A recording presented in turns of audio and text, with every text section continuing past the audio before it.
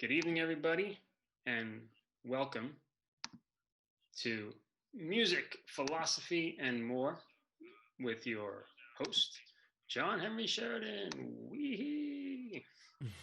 Um, I can't find my camera, so I don't know what I look like right now, but I imagine that's all right. Yeah, I don't know what my Zoom camera is. So anyway, the purpose of this show, I've long been a fan of podcasts. I really enjoy, VH1 Behind the Music. I really love getting behind the scenes of music, of musicians. Really, anybody who's fascinating, and that ordinary people are fascinating as well. Um, and just I just wanted to have dialogue with people about what makes them inspired, what makes them tick, especially in the field of the arts.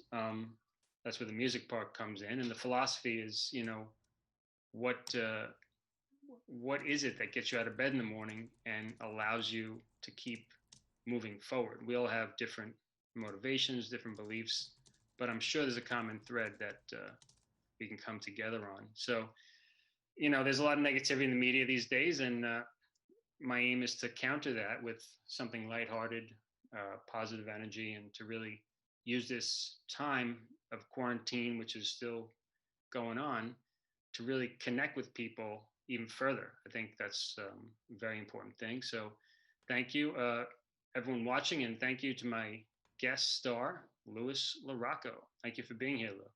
Thank you, man. I'm glad to be on, especially your first one. This feels. Yes, this is legendary, right? I would have never thought. I think I mentioned that to you before, 15 years ago, that you'd be having me first on the show. But I'm happy to be here. I'm happy to help. Yeah, this is cool, and I should mention everyone that this is really only made possible by Lou and his generosity with his time and his setup as well. I'm riding on his horse right now, getting this going. So in future episodes, I don't know what it'll look like, but today we have our likenesses on here, which is pretty cool. Yeah, we'll get it good, man. So I'm gonna click here this camera on. Okay, sorry. Oh, there I am. Okay, I just wondered, didn't know what I look like. Okay, if I'm centered or not. All right, so basically the format of this show, people can ask questions. People can say hi. Hello, Marie. Hello, Louis. Hello, Nick. If you have a question and I notice it, well, I'll try to get to it. I have a series of questions from my good friend Lou, and we're going to dive right in. And along the way, we're going to meander into shared memories and shared comedies and stories that might entertain you guys and bring a smile, I hope. So here we go. So Lou, actually, before we do that, I'm sorry I didn't go ahead and read your bio ahead of time. That's a little unprofessional of me, but why don't you tell us just a little bit about yourself? I don't even think I have put up a bio. I didn't do it on Facebook or anything else like that. I usually keep pretty self-contained, aside from people that actually know me personally. So, yeah, I guess, I've been a musician most of my life. I'm an electronics tinkerer, which is probably what I'm going to most define myself through this interview course. Currently, I do a lot of mastering work. I've done a bunch of work in film. I've been a performer, so a recording artist, a performer, a writer. I've done a couple of musical pieces that have gotten on television, so I've done some library musical work. I've done some post-production, including Foley and things like that. So I'm just an all-around kind of musical nerd, I would say, and with a preference for being behind the scenes. Well, to me, knowing your story as I do, thank you for sharing that. I know a different side of Lou, and I want to, allow you to tell that story to how you became a person who is fascinated with music and sound and audio, and then how you came to realize that being behind the scenes was most suitable for you, because it wasn't always that way, I imagine. Yeah. Well, when you see a lot of these industries on the surface, the obviously the biggest draw to go into them are the most noticeable. So usually when somebody's going to be in a band, the one that gets the most attention is the singer. Um, and a lot of other jobs, when you get into film and things like that, people just immediately associate it with the actor, but they don't realize there's hundreds of people behind it. And the same thing in bands. There's four other people in the band. Sometimes there's the ghost writer who's actually responsible for all of it, and nobody, they might just be the bass player, and they don't Hmm. know that there are other roles and there are other things that you can do and still be in the business without being the business, if that makes sense. Being the sole, main Right. Yeah. traction. Being the guy on the spotlight, really. Yeah. When I knew I was going to do this with you, I kind of looked at a lot of things retrospectively, and the funny thing is, I had remembered that a lot of the bands that I ended up singing in, I actually had no intention of originally being the singer in. Hmm. but we'll get into that anyways later Right. on. But yeah, a lot of it was just a matter of rehearsing and not finding the voice that you hear in your head when you write. And then when you're choosing from a small pool of people that might be living locally, it's hard to find the right person. And then you might end up finding that if you have the ability to fill it yourself, you end up doing it, but you may not have wanted to do that. Hmm. So, Oh yeah. there's a lot of different ways to look at just these industries in general. Sure. Yeah. Oh, I could relate. I actually, believe it or not, Uh, I didn't always want to be a guitarist. Actually, I wanted to be a singer first, and then somehow I became a guitarist, and I didn't really want to be a singer. But there was no one else to do it, and certainly no one that was going to be as passionate about the project that I was creating. Mm-hmm. So I said, all right. And then I started singing, and nobody really, my band members didn't complain. They just sort of went along with it. So I said, I guess I'm not that bad. And listening back, it's a different story. But at the time, it was what was called for. I don't think anybody likes hearing their own voice. It could be traumatizing depending upon who you are, and everybody could tell you it sounds great, and it just never sinks in that it actually might sound okay. But Mhm. we're always, me and you have been very very close to perfectionists. We work on things constantly and always trying to upgrade. So we'll never be happy with our own products. Uh, I guess it's just a Right. built-in. We create things. I think Mhm. that's what it comes down to. Yeah. And at a certain point, we got to learn to just let it live in the world, and so we can make room for the next thing, the next creation Mm-hmm. to come forth. So good, beautiful. So we're already getting into the nitty gritty, and so I got a question to kick things off, Okay. um, if we haven't kicked it off already. So, question: can you remember what it was that got you into enjoying music in the first place? What was some of your earliest musical inspirations? Not necessarily playing it, although that's valid too. But why do you even like music? So I have an interesting like take on it, which is pretty funny. Um, when I was a kid, because I never had good vision. I've actually had the same eye prescription since I'm 7. So I always kind of used my ears, and if I was sat in the back of the classroom, I couldn't really see anything. So I just basically drew things in my notebook and then just listened. Um, and when I was a kid, since back when we were kids, we had those gigantic televisions that weighed 100 pounds. So we didn't have a flat screen in every room, and we didn't have cell phones that had movies on them. So I used to be a normal kid who wanted to watch the movie 17 times, but my brothers would kick me off. So I used to take my father's this old Radio Shack recorder, this little cassette recorder, and I used to record the movie Wow. audio wise. And then I used to spend hours in my room just sitting there like rewatching the movie in my head, but listening to it. And I never realized that kind of like started leading into certain stuff. Um, so I was just always very into sound, and then I got a boom box, and I was like, wow, I can tape things off the radio. So I know I'm going to get a lot of flack from people who know me about this, but so I used to listen to Casey Kasem's Top 100 on C100, and I used to tape all the songs that used to get my attention when I was a kid, and Wow. Man, I used to like PM Dawn and Big Chunky A or Chunky A. That was like Arsenio Hall's like big dude kind of rap persona. But Chunky, yeah, okay. yeah, he did a song called "Check Your Oil." It was like "Let me check your oil with my dipstick," but I don't want to go in that Oh boy. direction. But so yeah, eventually I ended up getting hit. The first song that hit me was "Faith No More" Epic, that I remember. And then I remember I started going very strongly into rock because it wasn't long after Faith No More that then Pearl Jam started coming out.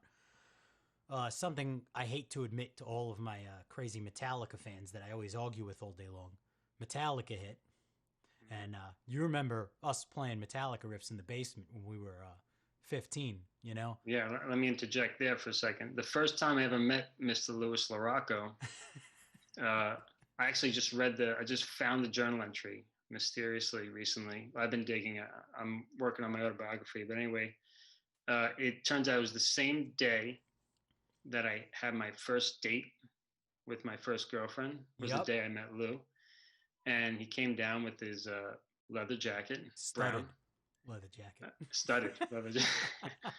Was it brown or was your hat brown? I don't remember. No, the hat was a leather brown hat, like a paper Hmm. boy style kind of leather brown hat, and I had a studded leather coat that my older brother gave me. Wow. Okay. Yeah, this guy looked like he was ready to do something.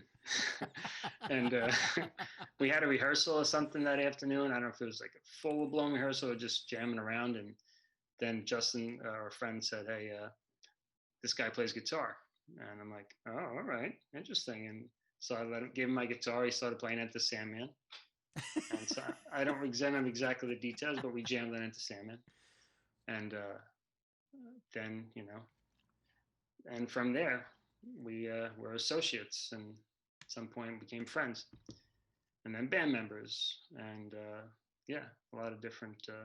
The unintentional band member. Yeah. The unintentional to only half of the situation. Yeah, pretty interesting how it all comes together. Yeah, yeah. Especially years and years later, through every time. I mean, you've moved away multiple times. We were in tons of different bands.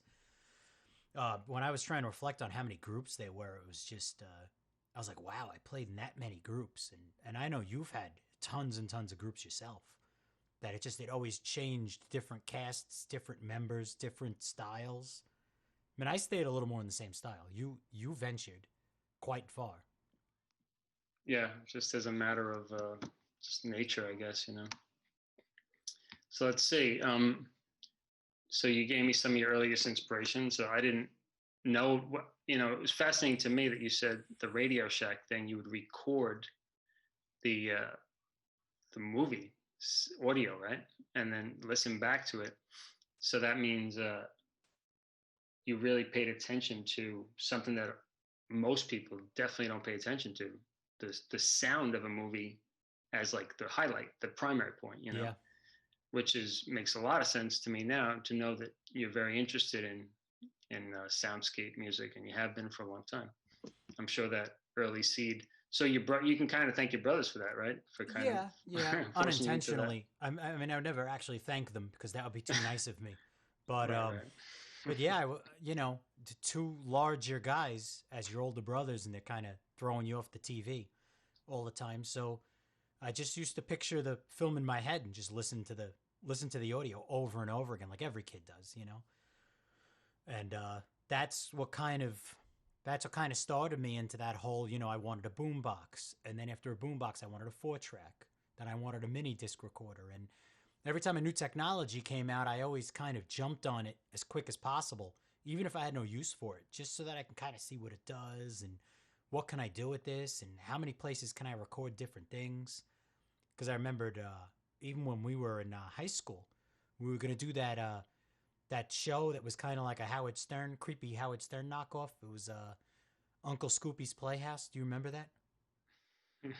And Vaguely. we were going to say insightful things to people going to the mall, and we were going to tape record them. So I had a Walkman that had a record button and a lav mic. Wow. And this is years ago. Yeah. And Wow. we were going to just go around and say inflammatory things, and that never ended up happening. Thank God. But yeah, that's a good thing. the basement poetry was better. Yeah. Which, I mean, yeah, we used to do like nights of basement poetry and coffee and philosophy nights. We actually had philosophy nights in my basement, if you remember that. So this comes out of that, music, philosophy, and more. Only, now that we're adults and we're both fathers, we got to be aware of what we put out into the world. But at that time, we weren't too cautious. Oh, no, we didn't care at all.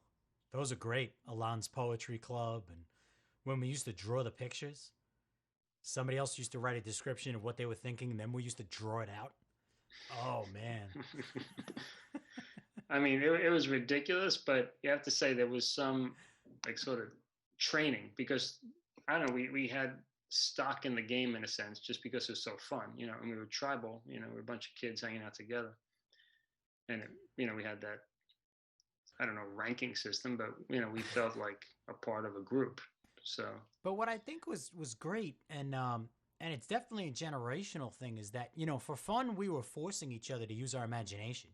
Like, even if the results were sometimes awful and sometimes quite graphic, it was still, we couldn't just always just sit around and we didn't even have enough TV to watch, So we had to constantly come up with new ideas and new things to do and new things to be focused on. And I kind of miss just sitting down and like mentally drilling myself to just come up with something because there's nothing else, Now, if you're bored, you could just go on Instagram and look at hundreds of people's phony photos, When back then it wasn't available. So it's kind of like, all right, let's draw something. Let's make up wild stories about each other. And we were forced to use our imagination all night to entertain ourselves. Mm-hmm.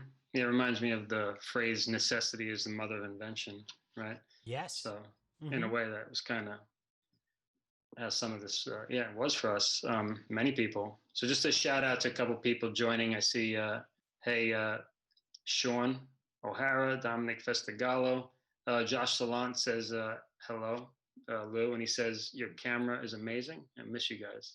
Oh, what's up, man? I'm curious why he said your camera is amazing only. He didn't mention mine. I don't know.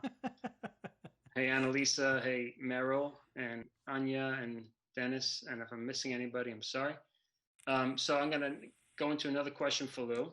And as you see, we're weaving in and out of memory lane and these questions, which are, I just want to point out the word interview, Lou. I think it's fascinating because I've listened to a lot and I always wondered, why do I like them?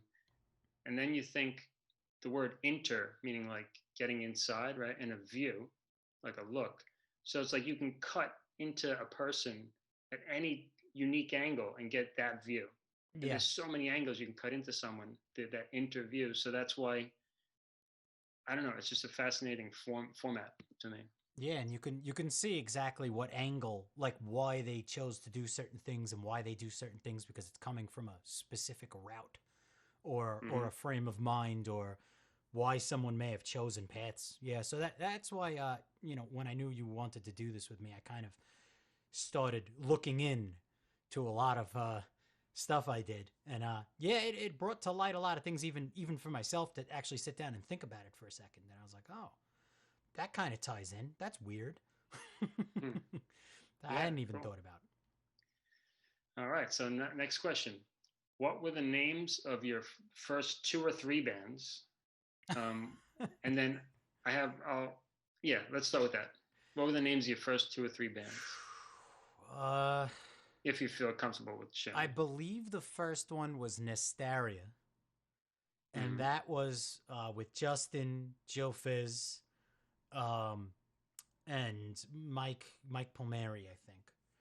And that, I think that was the first one in Joe Fizz's basement. And then Mike didn't stick around long. And then I remember before high school ended, so this was like maybe 97 or 90. Yeah, 97 or 98, because I graduated in 99. And then I replaced him, and I think you did one fill-in show with us, and I sang. that was the first time because Mike left. We had tried a couple of people out vocally. You were very committed to the groups that you had, so we weren't going to ask you yet.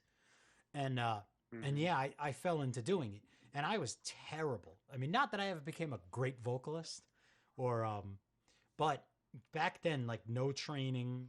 I didn't know the correct way of doing it. I was like breathing into the microphone, doing all these really terrible sounding habits. Yeah, that was the first group. And then I don't know if I played bass in Clockwork first or if that came later. But then Jack Frost happened at some point. So I know Clockwork was somewhere in there. Mm-hmm. And I remember at the time I was guitar teching for Beauty and Chaos, an amazing local band from the Marine Park area of Brooklyn. Right.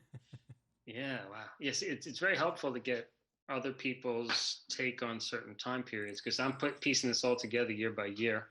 And I can tell you this much, that I was surprised. I thought Clockwork was basically September 98 to October 99, roughly a year.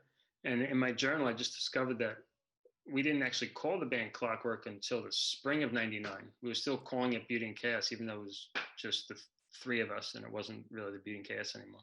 But the music changed. Yeah, the music was different, yeah. Yeah, I remember playing your court bass in that band because I didn't own a bass, so I used yours. Right. So I got someone said volume. So how do you how are the meters looking there? Am I not speaking into the mic?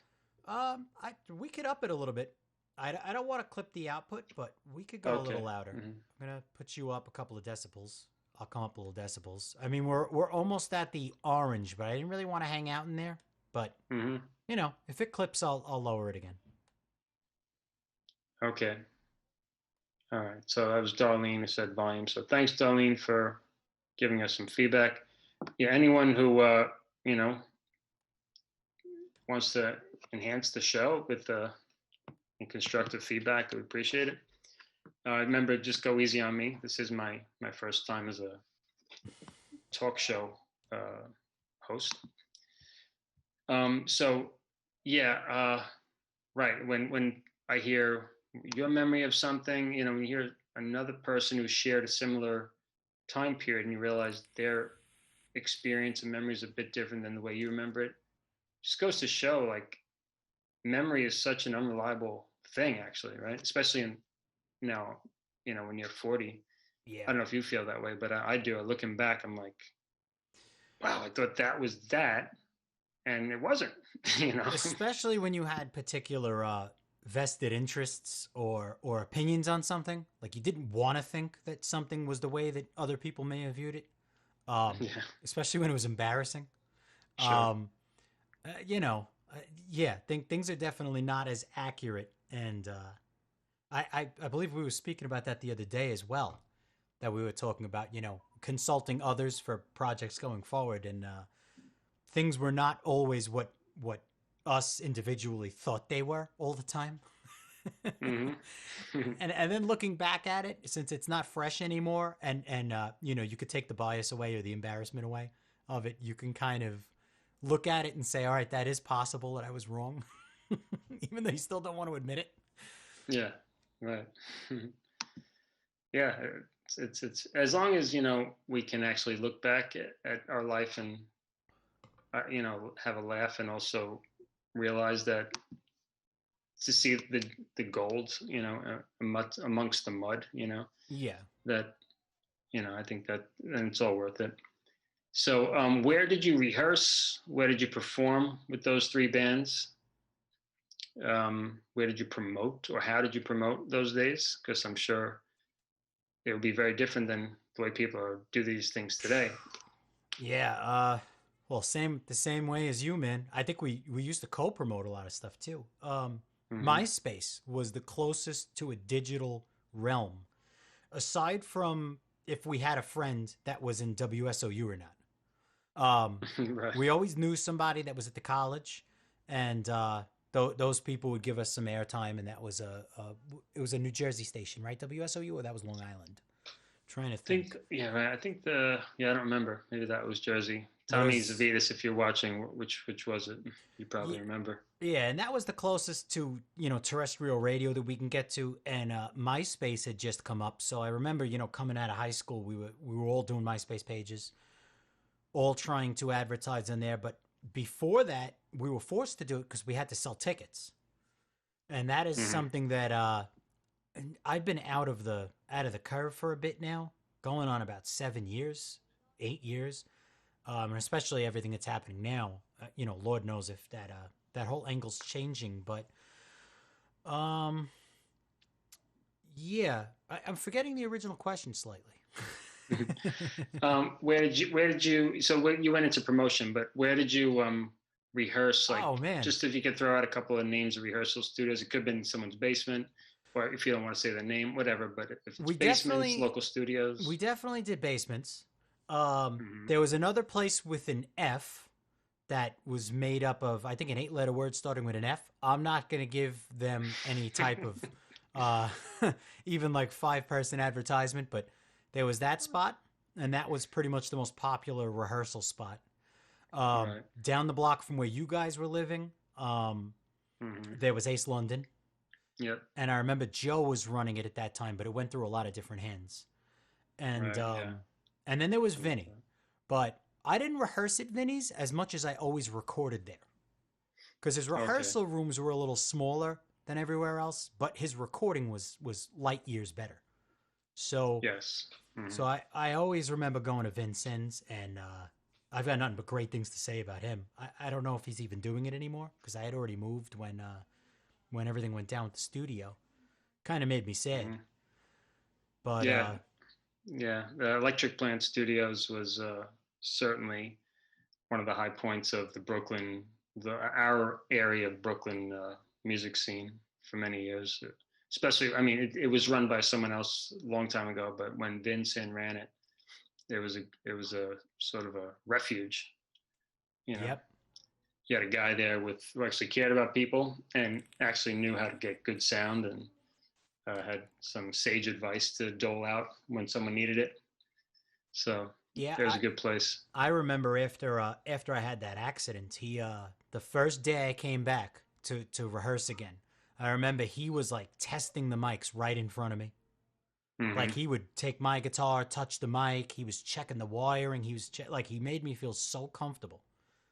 Um, Hmm. and I think he knew also that he was getting a lifer at that point for rehearsing and Yeah. recording, but every time we did recordings with him before that. Oh, and I guess Rockaway. Rockaway was kind of after that time period though. That was after we were Yeah, it's settled a bit and later. but yeah, we had our own rooms in Rockaway as well. So that's what we did back then. Hmm. And the funny thing is I haven't even since I've come to Nashville, I haven't even seen like traditional rehearsal studios. Not the way we had them in Brooklyn. No, I don't know that they even exist. I mean, some people might tell me otherwise. Maybe Park Slope or Williamsburg has something like we remember them, but not in our area of Marine Park or around anywhere around here.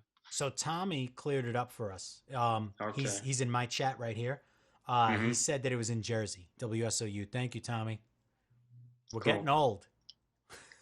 Yeah, just another shout out to Tommy. Thank you to Jason Batchelor, Paul Porto for joining, and Jeannie Carla Garofalo. And yeah, anyone else on your end? Sorry, I'm not seeing those names. So all Lose people, thank you for hanging out with us. Hope you're enjoying it. Could you Um, test one thing for me, John, real quick? sure. Can you just like lower your mic all the way down and then raise it back up again and speak while you're doing it just so I can make sure you're using that mic? All right. Check, check, check, check, check, check, check, check, check, check, check, check. If you shut it Hey, off. hey. Shut it all the way off. Yeah. Okay. La di da di da da da da Yeah, da. you're not using that microphone. Really? Yeah. Oh man, because I'm hearing it, but okay, I might have switched up some setting. Maybe that's why someone's saying volume. Thank you so much, Mark, for pointing that out.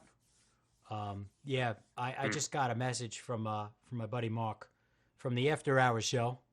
He'll be back Hmm. next week, and Yeah, he pointed out. He said it's a really nice mic, but there's a lot of. It sounds like the built-in audio, and I hadn't caught on to that earlier, but I guess he caught it. Wow. Okay, great. So I'm going to Yeah, just sound switch it in Zoom. and okay.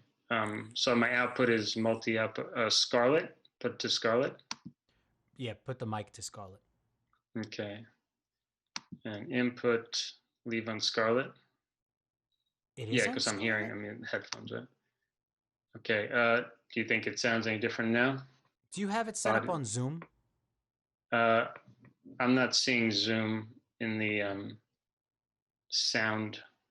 Go to the system. little microphone on the bottom of the window that you're watching me on. It should be all the way to the left where it says mute, and there's going to be a little arrow up there. Yeah, and just make sure it's built-in microphone. Yeah. Okay. So Scarlett. Oh, there we go. All right. So now let me do a test here. Okay. Someone send a thumbs up. Check. A little louder. That's it. Check. Hey. You could go slightly lower, but slightly. Check. You're good now. How about that? Sounds sexy. Sexy as ever. Oh, that's good. That's very good. You're like a fine wine. You've only advanced with age. Go on.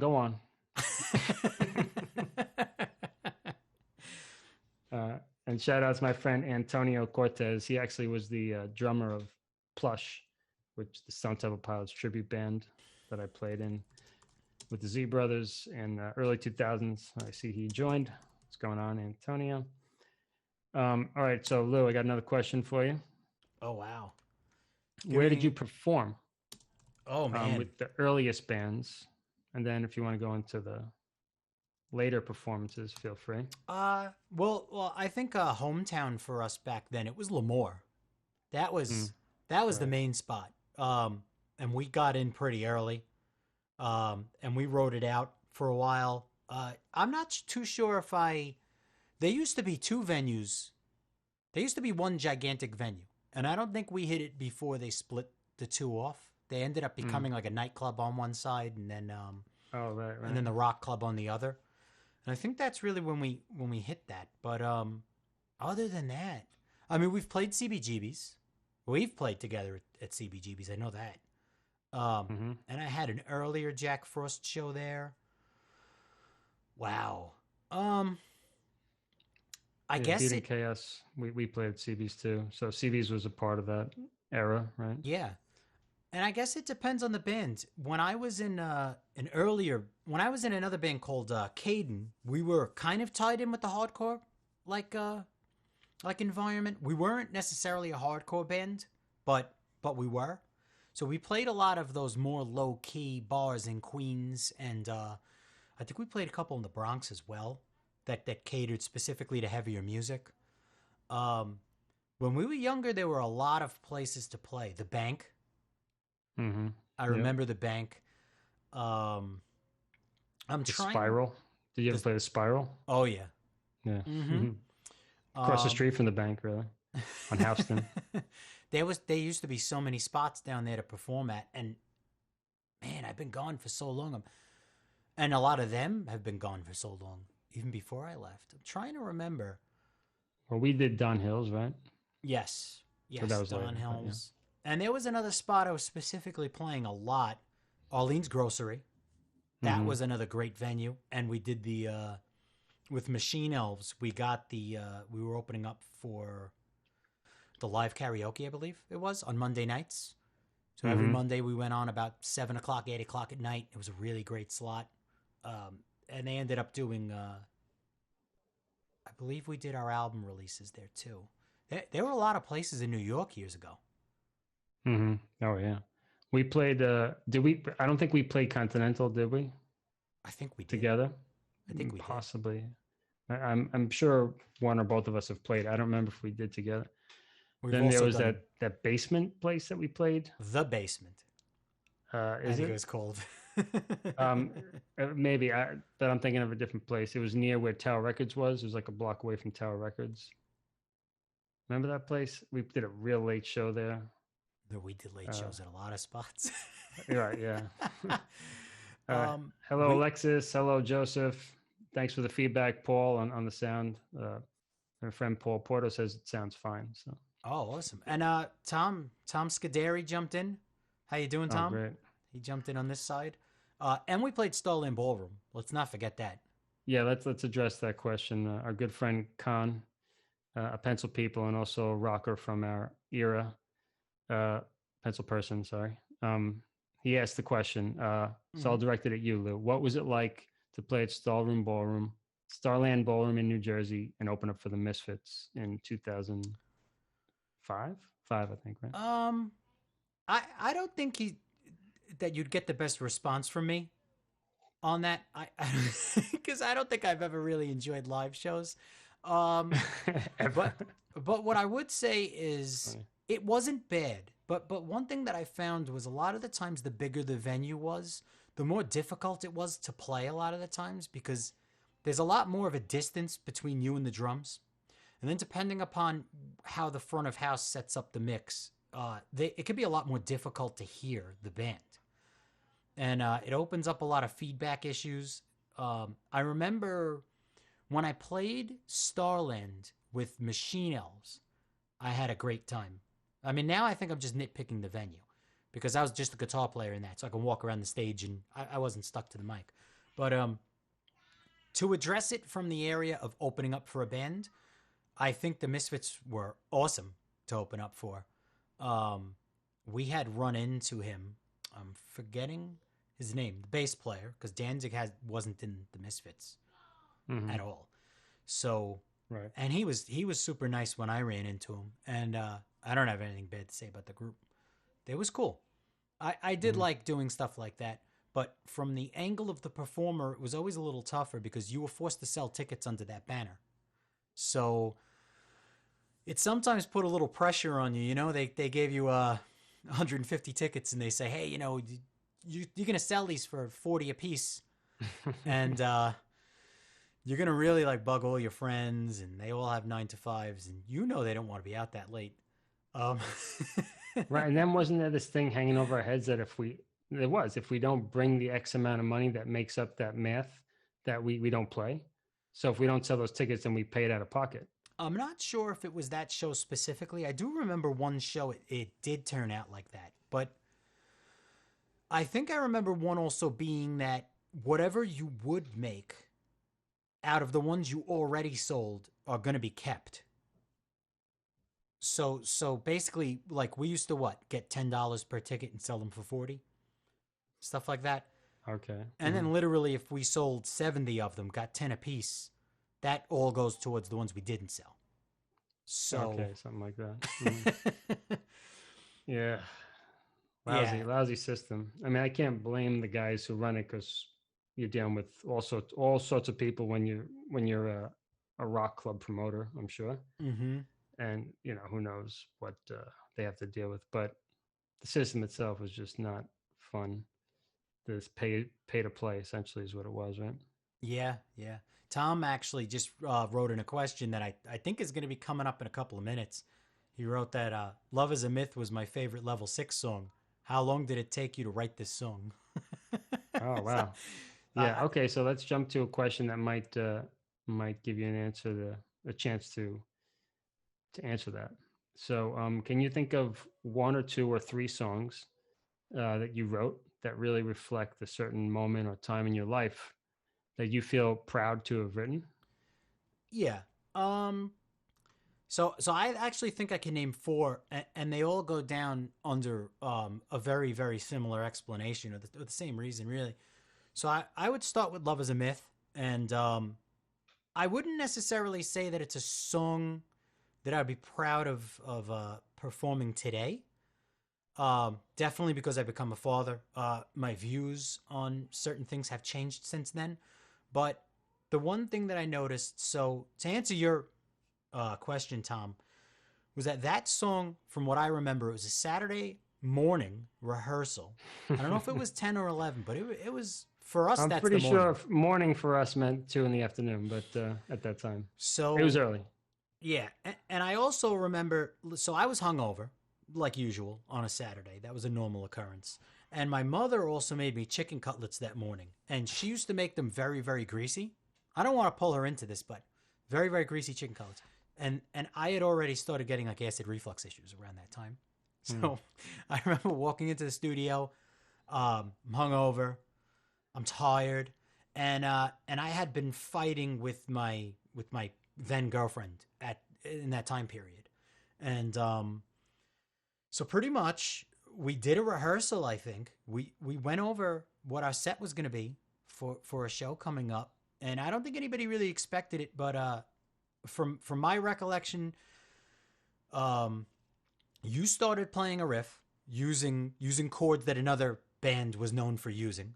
So I don't know if it was like a total jest or not, but you started playing a couple of chords. Immediately Justin kind of jumped in. TJ just started playing, and at that time I think I was already done rehearsing and I was in a bad mood, so I was kind of just sitting there like I did a lot. And I think I just grabbed the mic and started yelling. And so I just started writing every single thing that immediately came to my head, and I didn't really like hide anything. I didn't try and be poetic. I didn't try and the phrase itself, love is a myth, is kind of a metaphor, but I really didn't try to hide anything of what I was talking about. And I think that definitely is one of my favorites, and it definitely pushed us a lot. Like everybody who heard the song knew the song. Everybody said it was their favorite, and I think that it comes down to how genuine it was to us. Yeah. That it wasn't something we were trying to force to create. Yeah, and TJ, who was the bass player in the band at that time, Tommy Hoffman, he just put down 3 minutes. So it almost felt like that song kind of wrote itself. Like something just happened. We started playing, and I guess all of the different environmental elements that were affecting everybody, and especially for me, I could definitely speak for myself. Yeah, I definitely just started ranting. I started yelling, and that was very similar to any time I've had a couple of beers around people and started kind of like explaining myself. Oh yeah, this is awesome, Lou. Thank you for sharing. I want to give you a little feedback to kind of color the story for you a little bit from my memory of it. Yeah. And shout out to Tommy Hoffman if he's watching. It's been a while, brother. Hope you're well. So yeah, I remember coming home from my then girlfriend or almost girlfriend at that time in my big blue car. Remember that blue car I had? Oh yeah. Yeah. So this was 2004. I can tell you that much. Spring, early summer of 2004. And, amazing that car just got me from point A to point B. Anyway, that's another thing. And, knowing me, I'm kind of a love and light guy. So I generally wouldn't be too happy to say, okay, yeah, love is a myth. I'm okay with that. But it just tied in with what I experienced with the girl at the time. And I was just willing to go with it. I was like, all right, I might have put up a fight otherwise and be like, yeah, I'm not so into it, but it just came out. I'm like, yeah, let's do it. And because I just felt that way at that moment. And I didn't believe love is a myth and literally, but it just felt that I could, put my energy into that and make a great rock song, with all of us, because we seem to be in a similar vibe at that moment. Yeah. I think it connected with people because of the fact that I think like we can talk about auras and the energy people give off and things like that, how you can tell people are being phony or they're, being different ways. But when we wrote that, it was literally, it was mind to paper. And, even when I listened to that song back and then I listened to some of my streams, I'm like, I sound like I'm just ranting. Like, and that's what I naturally do a lot. So, in the same way you're saying that, it was matching your current experience at the time, I think that it was just a very genuine thing to happen. And we didn't have to try to make it happen. It just happened. And that was the song that just connected with so many different people. Like people used to come up all the time and go, play that song. I mean, we all hated that song by the end of the band. Right. But it was getting a little. but it was tiring. relatable, and I think the emotion in it was relatable, and everything we were talking about was, you know, it was one of the first songs I didn't even have to try and like rhyme, or I didn't sit and say, how am I going to convey this idea? It was just like, all right, here you go, guys. I'm really annoyed. I'm going to be spiteful right now. And boom. And we had probably our best song. So yeah, that would be my number one. I hope I answered your question, Tommy, since I just ranted on that for a little bit. But yeah, I mean, being a father at this point, I wouldn't say it's something that I would intentionally write right now, but I definitely like the fact that it was genuine, because anyone who's known me my whole life knows that one thing that I always try and pride myself behind is being honest. So, and that's definitely what I was being during that song. So if it was what I felt at that moment and wrote it, you know, I stand by the fact that I let it out, you know. Mm-hmm. I had something to say and I said it. So you said 2 or 3 songs, man. We can go for it. Yeah, and just one last thing on Love is a Myth, which I just like to add, is that it was the definitely the favorite guitar solo that I ever wrote, maybe ever, in all the bands, because it's the only one that I actually wrote note for note and played note for note almost every time. Even I had a few students learn it note for note. Which was like, you know, that was enough for me to get a taste of the dream of like being guitarist that other people emulate. Even if just one person copied it, it felt good. So, and they did a good job of it. Yeah, it was just something. It was a moment in time. You know, it really captured the essence of. That was a great solo, man. Like even when I show people that song now, you know, before I lie to them and tell them that yeah, I was the lead guitar player on that, I think that was the one song, or one of the few songs where literally like you didn't even need me on guitar at all. Every other song we made had like intricate, like my part may not have been intricate, but we wrote them weaving in and out in an intricate way. We almost treated it like a progressive song. Mm-hmm. Like everything else had like these really weird alien like sounding lead lines, and then I was playing the chords and the chugging in the background. And I think that was the only song that literally I just doubled you. There was no need. And even when you played the lead line, it was like you didn't even need a backing guitar. Like the lead line was so catchy that it got stuck in your head, you know? It was yeah. I think that out of all the songs I've written, that one definitely takes unfortunately takes the top. Right. But just want to say shout out to a couple more people who joined. So thank you guys. This is the Music, Philosophy, and More episode 1 with my guest star, Louis La Rocco. I'm sorry if the quality of my episode, my talk show will go down after this, because Lou has such great equipment that I'm riding on right now, but who knows? Hey, Jay Crystal, who's watching. He's a fellow musician from New York who's watching from Kyoto. He lives in Japan now, and he's nice. creating some great music out in Kyoto. Hello, Joseph Jay. Walsh, Alexis. You know, I'm just trying to keep track of things as we're going. Oh yeah, and I can't believe I forgot. And João de Jesus is watching from Brazil. So he's a friend from Tucano. I think that's where I met him, Tucano, Brazil. And he's watching and he's clapping for us. So thank you for watching down in Brazil. Thank you. Obrigado, João. It's crazy how two rough Brooklyn boys have like very little known Brooklyn boys have people from all over the world listening right now. I thank all of you for checking this out. This is great. Yeah, excellent.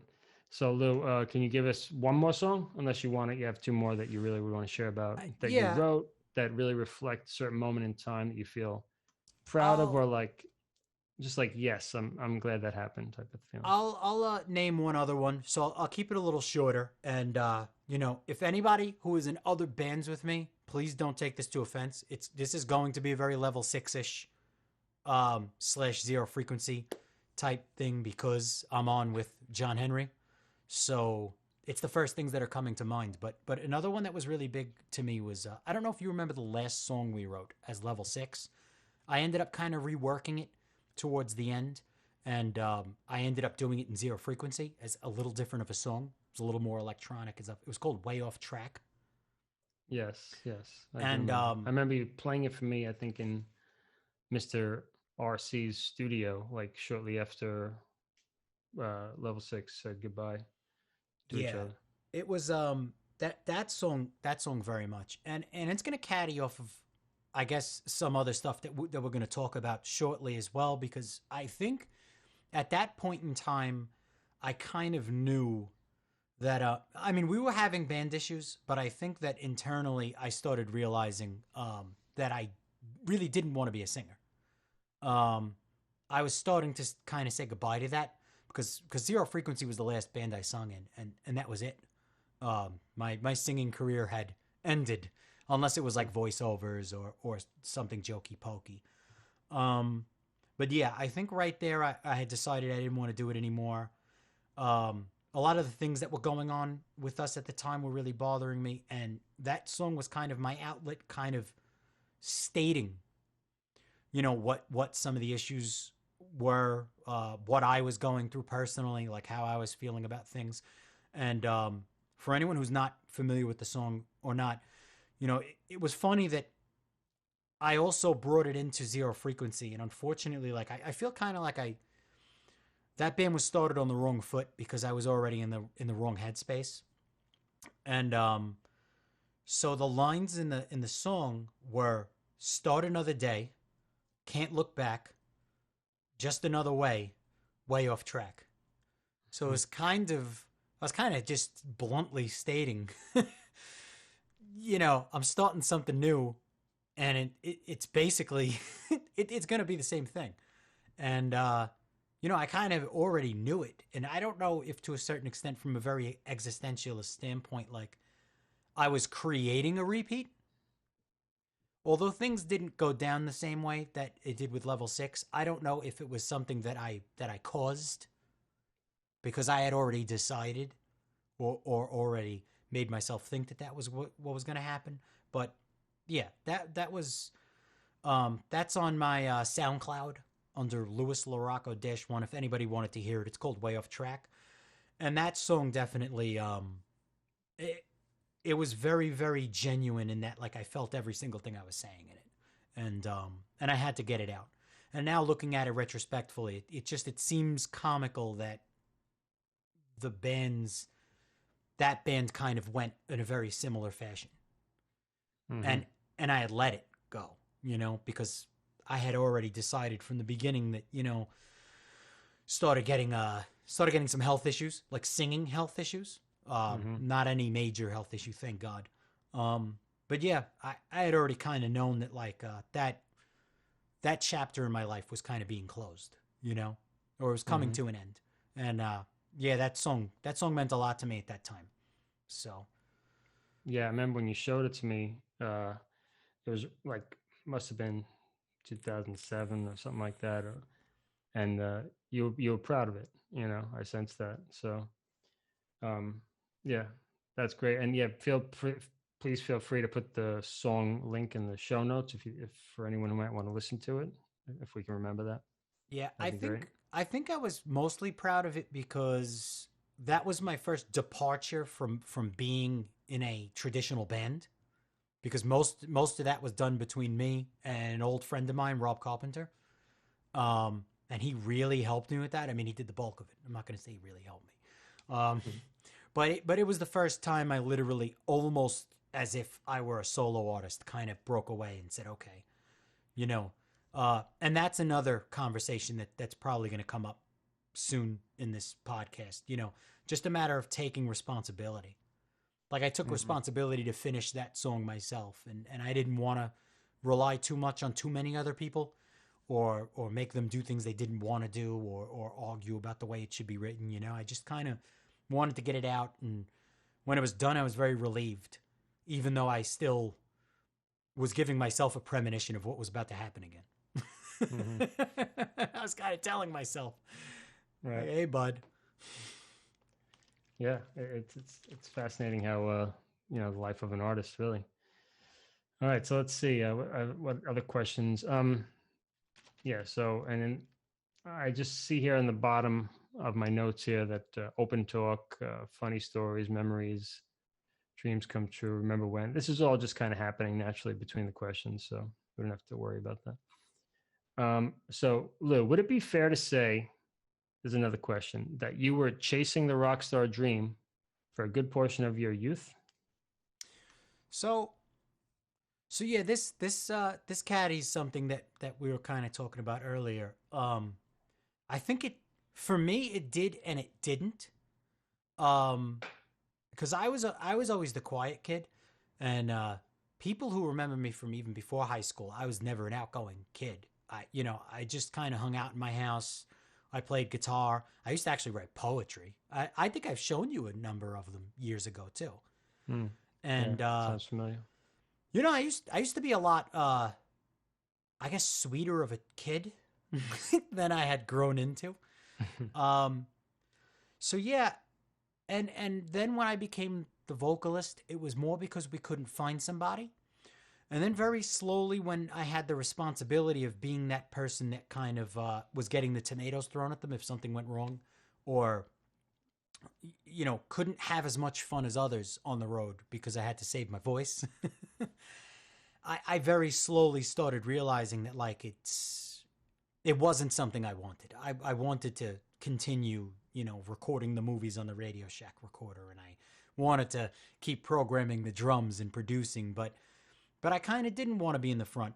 But when you're younger and you don't know too many ways in, and like the first thing that people usually think is, I'm going to get in a band because that's the only thing that exists in this industry. I want to be the star. I think that you get stuck in that in that field of vision. And then once you start going in that direction, it's hard to snap out of. Because then when you start getting positive reinforcement, people tell you the music's really good, and you'll have a couple of nights where you're, the statement, king for a day, fool for a lifetime. You start to really go down that rabbit hole, and your vision of that being the only thing starts becoming more and more the only option. Because you don't want to see any other option. You want people to clap for you. You want the attention. But yeah, I had never been the type that actually liked it. And you know me, I'm paranoid. So the second somebody would even compliment me sometimes, I'm kind of thinking to myself, like, what the hell is this person looking to scheme me out of? Like, so I even took it weird when people complimented me. Because even when I listened back, I always thought I sounded terrible.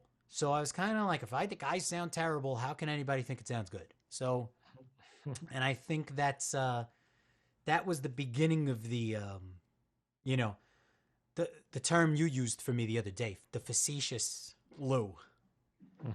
Because I never really understood why people said certain things, because I personally didn't think that I was as good as maybe I was, or whatever the case may have been, I definitely think I was better than not good, so I'm not looking for compliments saying that. But, obviously I was of a decent enough to get where we did. But yeah, for me personally, I don't think I chased the rock star thing. I think it ended after level 6. Was officially the end, and I think I was filled with doubt the entire time. Because I think that looking at it from that lens is very poisonous. But I know a lot of other people that were. I'll say that. I would say that maybe 70 to 80% of people that kind of pursue music careers are going to in that light. They want to be noticed. They want to do promos. And that's the main reason why a lot of them go into music careers, is because they think it's going to come with money until they realize it's not. And the setbacks sometimes can hurt more than the gain, depending upon how harsh the setback is. Yeah, I remember at some point it came up in conversations. I don't know if it was between you and me directly, or maybe Uncle Vinny at Electric Plant was giving us a talk, and somehow it came up with this idea of fear of failure and fear of success. And I don't know if you said you have fear of success or Vinny said it, but I definitely realized somewhere along the line that I may have more fear of success than of failure, Yeah. in a way, because who wants to live up to something that they did before that was totally beyond your control? I just want to do my best every day. I can't live up to something that just kind of happens, in the past.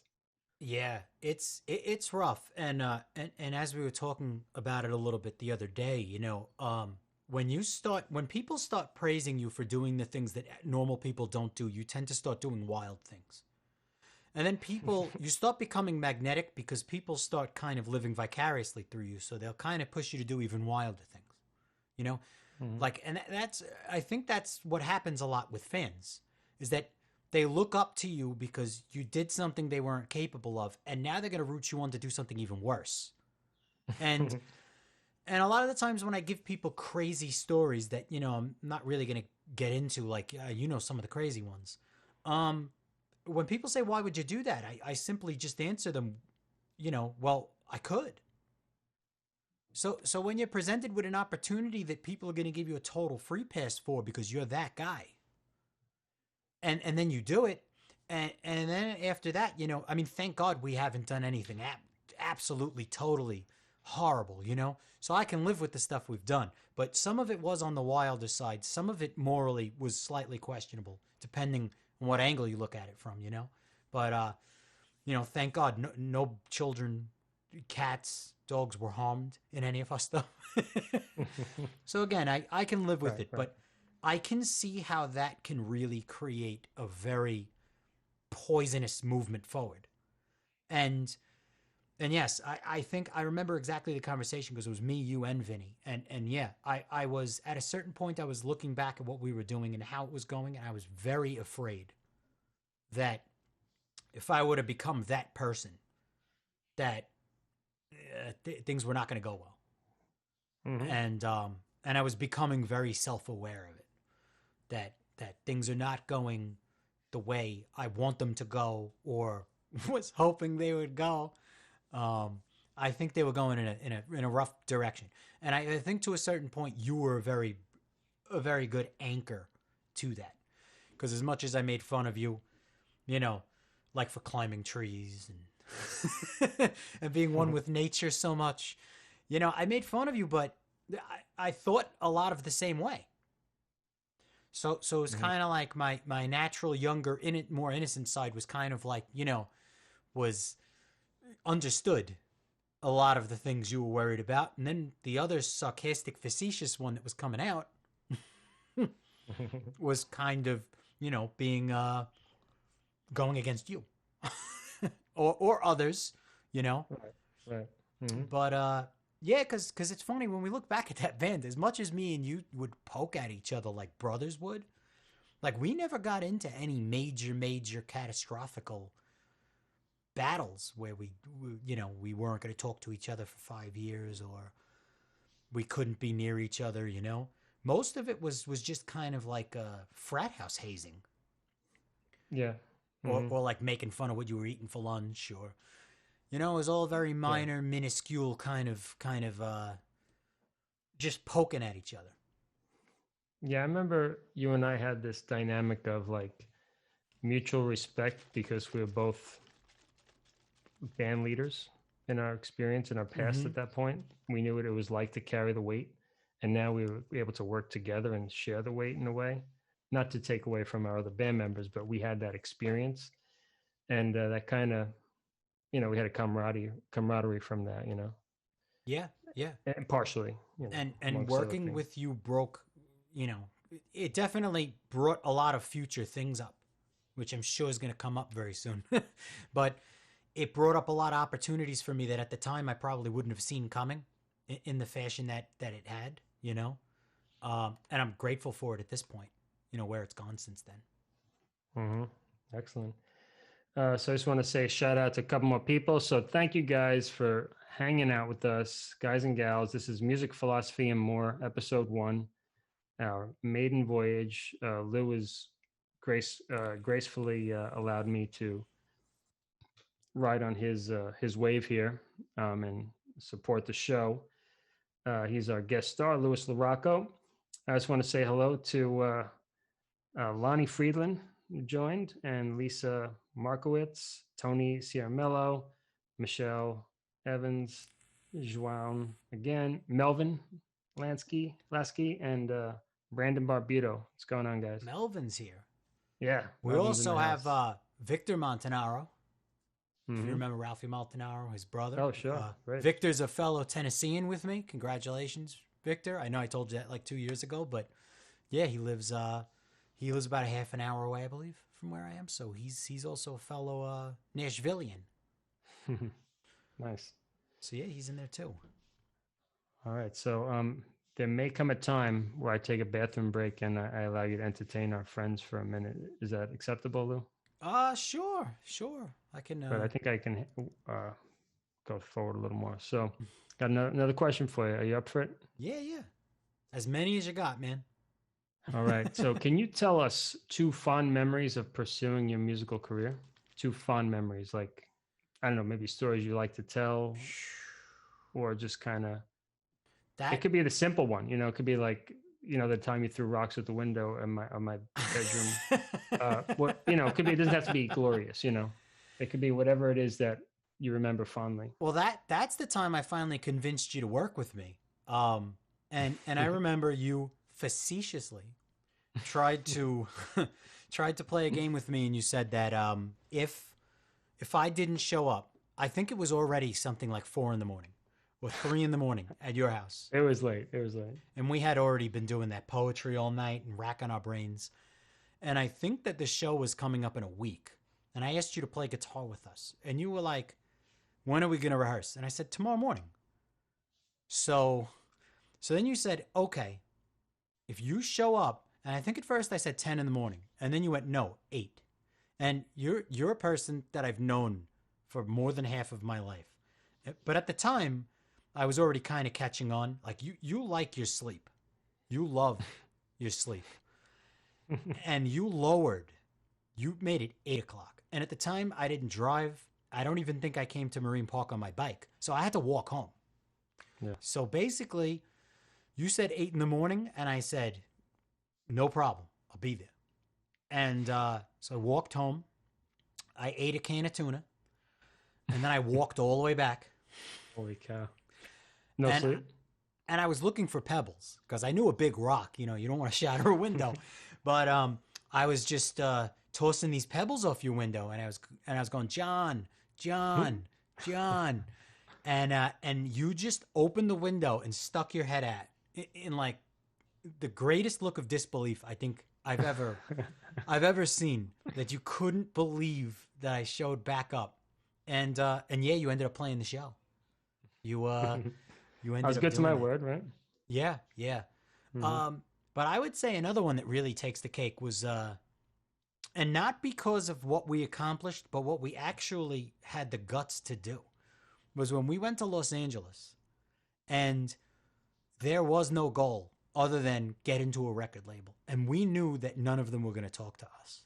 So, just to let everybody know about something that John did years ago, but this is determination. We were following UPS drivers making deliveries into the offices of Sony. We went into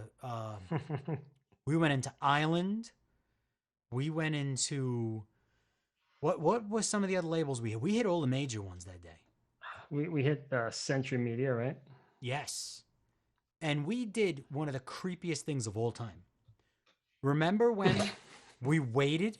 We went up to one of the receptionists, and this wasn't my idea. I forgot whose idea it was specifically, but we went up to the receptionist and we told her, look, can we get you a CD to get the CD to, the person at Sony that listens to this stuff, or the president or whatever. And she said, well, she goes, I can't really do that. I said, well, why not? You can hand it over to her, like, you can't hand it over like as a friend, like, listen to this, it's really good. So I forgot exactly how the conversation evolved, but basically she said she was going on lunch in a half an hour. So we said, great, we'll take you out to lunch. So now when we got there, we rented out a multi-passenger white van. Mhm. This is accurate, right, John? I'm not that far off. It's coming back. I don't know that we actually had lunch with her, did we? Did we, or did we just end up handing No, her she didn't let us. She didn't let us take her for lunch, but we Mhm. waited outside in the van. Yeah, I And do then when remember that. she walked out, we started calling her name, and it didn't really look like she wanted to come to the van. And I really can't Naturally. blame her for that. But yeah. Tom just wrote in there, want to come in a van?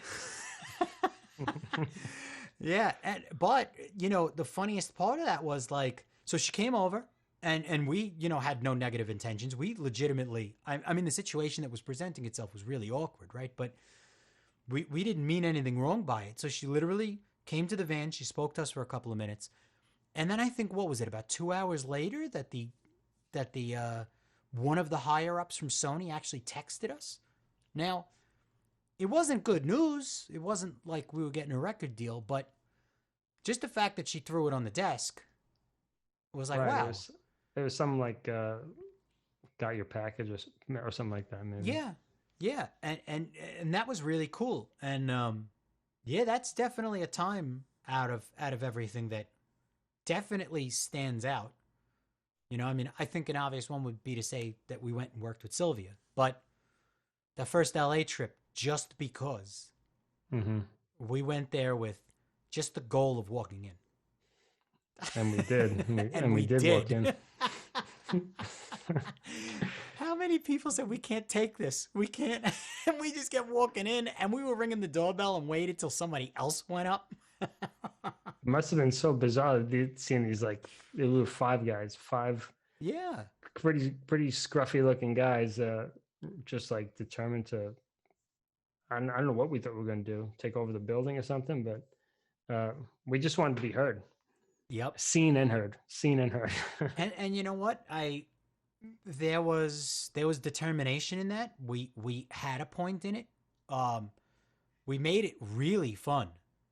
Like, that trip was a blast. And that definitely stands out, like, above, just because of what we did. Yeah. When you having the conversation and memories come back, I really don't have that memories of that, just because I haven't actively thought about that time. But sure. Yeah. Lonnie Friedland says, "quote free puppies." Does that ring a bell? Is that something? I don't know what that refers to. I think he might be saying that in response to me before saying that we've never harmed any animals, or okay. It might be. Yeah, I'm not it sure. might be. Yeah, I'm actually. I know you're a dog lover. Yeah. I'm not quite an activist, but definitely believe in animal rights. Free puppies for your van.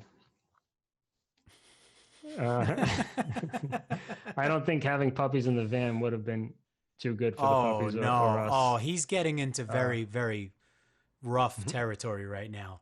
Like offering her to hug the puppies, and Lonnie, I see what you're saying. It was truly, in retrospect, it was brutal. Like thinking about that, but to a certain extent, like, I don't want to call somebody dumb. I mean, obviously, we didn't give off a very intimidating presence, I don't think, because she still did come over and she still did talk, and she was very nice to us, and she still did us the favor. So, we really had no intent. That trip, we did a lot of drinking, and we kind of made a pact to each other that, like, we're going to do everything we can to talk to the people that we need to get to. Now, we didn't fully accomplish that, but we still went out there and we made a vacation out of it, and it was a lot of fun. The rest of the band at one point ended up ditching me at a specific nightclub. I believe it was the one that River Phoenix passed away at. What was the name of that club? It was a Viper famous Room. Did we ditch you there? It was the Viper Room. Yes. Okay. And that's where I met Ethan Hawke. Oh, really? And I hung out with him. That's what came out of that. I was grubbing cigarettes off of him. I kept walking up to him, and well, you know me, around anyone that's usually a celebrity or a star. I never got starstruck or anything like that. In fact, there was a better chance I was going to start trolling them than anything else. I mean, we also let me think here. Didn't we also met Ron Jeremy that time too, I think. Sounds familiar. I just want to add some comments that are coming along before we miss them. Lonnie says, I remember when you guys went to LA, the DMN crew were super impressed with your motivation.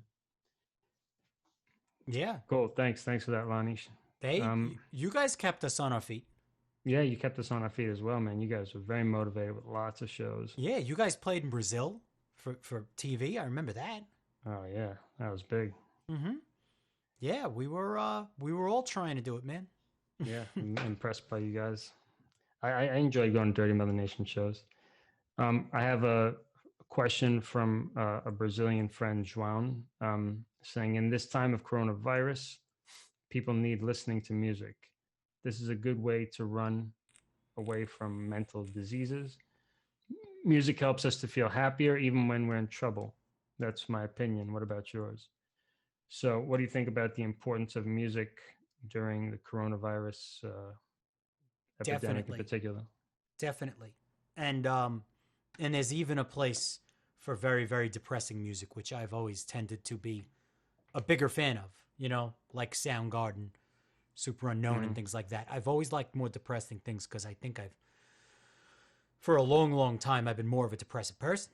But it gives you the ability to relate to somebody, and you're not ashamed to reach out, You can very easily, if you're very depressed about something, there's a lot of music out there of people who are mutually depressed, and you don't have to be embarrassed about making a phone call. Even though I have reached that age that I would say that if anybody is depressed or need help, they should definitely speak out. But yes, it always gives you a friend. Whether you're happy, whether you're sad, and it's the soundtrack of your life. I remember distinct memories that are just attached to specific songs that every time I hear that song, even to this day, like our trip to LA, the song was Somebody Told Me from The Killers, because it was on every 4 songs on their radio station, and we all started singing it to each other in the van every time it came on, and we started pumping it. Every time I hear that song, I think about the trip, so I think music in general, the famous cliche line, it's what's that term about the tames the beast? But it definitely, it brings back memories. It becomes associations. It gives you relatability with people. And definitely now I've been listening to tons of music, streaming at night, just sitting alone, eating some ice cream sometimes, because my daughter never goes to sleep. So usually up a lot of the night, trying to get her back into bed. And then I'll just kind of sit in my room and I'll go through YouTube and messages and stuff. But yeah, I've listened to a lot of music, What do you think? Yeah, I agree that music in general is super important in our daily lives, especially when we don't live in nature. If you do live in nature, I'm sure music's important, but probably just being in nature and beautiful spaces can ease a lot of the burden of living in modern society. But when you live in more city-like places, or even where you are, it might not be the middle of a city, but it's still, it's a people-centric, building and roads and stuff. We need music to kind of tap into that, enables us to tap into that really primal point of existence. I think that for some reason it's a format that we as humans allow ourselves to tap into that. I found, the reason I started doing live stream shows recently every Tuesday was because I realized, my friend Tom Scuderi kind of pointed out that people need music right now. And John, people like yourself can supply it. So I'm like, you know what? That's a good point. And of course, I want to share my music with people, and there's covers I like to play. So if we could have a happy, mutual beneficial where I get to share my music and people get to really, truly want to hear it, it's great, and especially it's such a important thing to get away from the negativity on media, especially the traditional media, in my opinion. Again, not getting political or anything, but it's very easy to see that watching too much TV and hearing bad news all day is going to be a drag on anyone's spirits. So, just like the same thing with the purpose of this podcast show, whatever you want to call it, talk show, being an alternative, not just alternative media, but energetic alternative to like being dragged down the rabbit hole of doom and gloom, just looking at the brighter side. Yeah. And I remember when you asked me about doing it and your response was surprised when I kind of turned around and said, yeah, I'm 1,000% supportive of it. And I think you should definitely do it. And, I think that even when people are talking about stuff that's kind of dark or on a negative path, they still don't look at the good that can come out of that, or the lesson that can be learned from that, or there's always a place that you have to talk about negative things in life, but there's a certain way of looking at it that, and I agree, and I think almost everybody would agree that the current state of media is just all dark. It's very dark and it's very gloomy, and I think what you're doing between the play-alongs, between just performing, and watching you kind of wrestle things away from your son or try and sing around him while he's doing what kids do, it's happy and it's fun. And I think that more people, like I'm about to start doing another conspiracy show. It's going to be called Camarilla Cafe. I think I had mentioned that to you. I want you to be on it as well. And it's going to be conspiracy based, but there's only so dark you can go before you kind of have to just dial it back a little bit and say, all right, we need positivity. We need to feel human, and less of a detachment from each other, and I think this is a great medium to do it, because whenever you watch anything officially on the news as well, it's almost like these newscasters aren't real people. Mm-hmm. You can't relate. You just hear the news, and then it always ends on a dark point or a hopeless point. Whereas on a medium like this, where people can kind of type in, they can talk, you can laugh, you're not stuck to time constraints. They can watch. I've had a couple of streams when my dog comes up and shocks me because I left the door open, or my daughters come and say goodnight to me. Your son playing, and it's good because it's other people. Not saying newscasters aren't real people, but we're a lot more relatable in that. Like if you look at my room behind it, I could use a housekeeper if I could afford one. I could use 3 of them. But yeah, I'm 1,000% supportive of you doing this, because I think it's a great contribution to people. You're a great entertainer. You're funny. You can have multiple conversations about multiple different things and it never gets awkward. And you always look at the positive of it. So I think going forward in this matter is an awesome decision for you.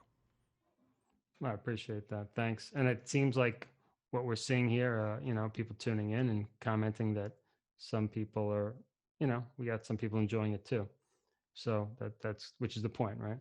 Mm-hmm. Because you and I, we getting this together in the past couple of weeks, meeting online a few times, we're having a good time just hanging out. So why not expand it? You were always someone to invite people over along, and I was too, really, growing up. So why not kind of continue that in the ways that's possible now, in the healthiest ways, Yeah, man. And we yeah, got I can certainly see. about. I think we'll be doing this again. You and I will have another one too, if you're up for it. I'd be more than happy to do it. Okay, so you're back on the grill. I got another question for you. Sure. And João DJ Zeus says, thank you very much. And again, he's in Brazil. His English is really good, by the way. A lot of people don't speak English too fluently. He's saying that he feels very happy to be participating on this live show. He's in Bahia, Brazil, and about philosophy and music. He appreciates our answers and opinions, and he says they're really good. That's awesome. I thank him for valuing my opinion. Thank you. Yeah, yeah, absolutely. Okay, so next up we got what's one of the greatest lessons you've learned along your journey that keeps you positive, upbeat, and moving forward? That's kind of a tough one. So, I have to kind of explain this the right way because I don't want it to be taken in the wrong way, right?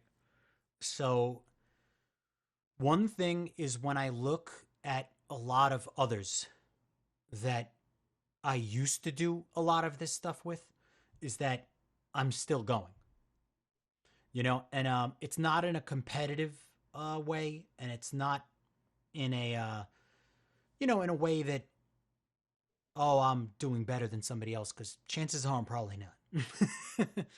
Right? But really the substance of it is that I get to enjoy and love what I do.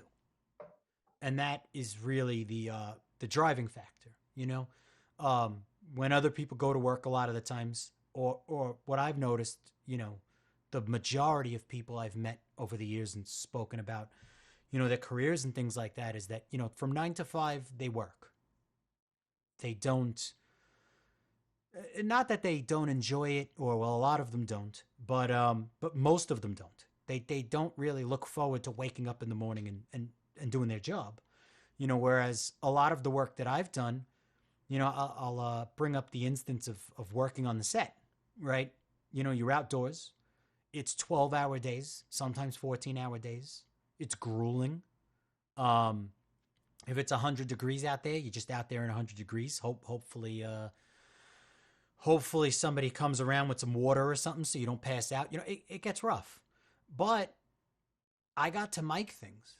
I got to plant mics in weird spots. I got to look at this, constant evolving Rubik's Cube of the cameras moving. And now I have to, I wasn't the number one boom operator, but I was part of it, and figuring out that puzzle of where the mic's going to go. Do we need 2 mics? Do we need something else over here?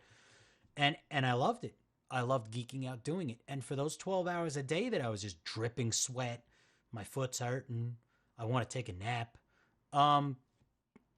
I had a blast.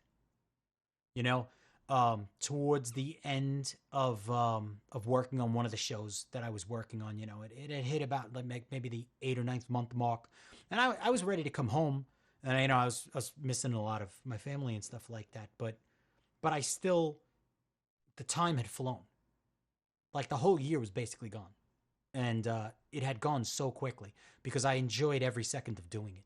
So I'm always very thankful that a lot of the projects I've gotten pulled into, and even when I'm mastering things for 5 hours and my eyes start going cross-eyed and I don't know what I'm listening to anymore, I still have to keep reminding myself that, I'm not stuck doing something I hate doing.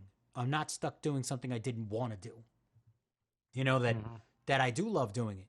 And, as I mentioned in the beginning, I'm sure a lot of other people that aren't doing it anymore are doing better financially, right?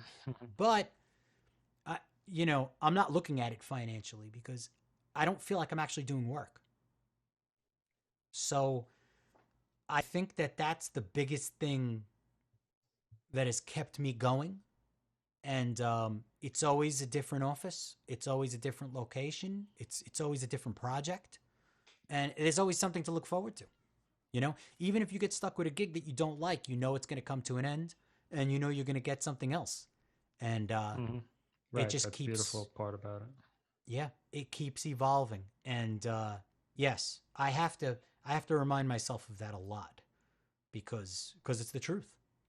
I can't even believe we're almost 40 years old. I know. And, between the moving and the different gigs and wearing all the different hats and things like that, it's just, I'm constantly in a learning stage. And I believe that everybody should be. Even if it's small things, even if it's reading a book on biology or learning, what a microphone does, or learning how to hook up the Bluetooth in your car, just to learn and just to keep learning, because you can never stop learning. There's never an end to it.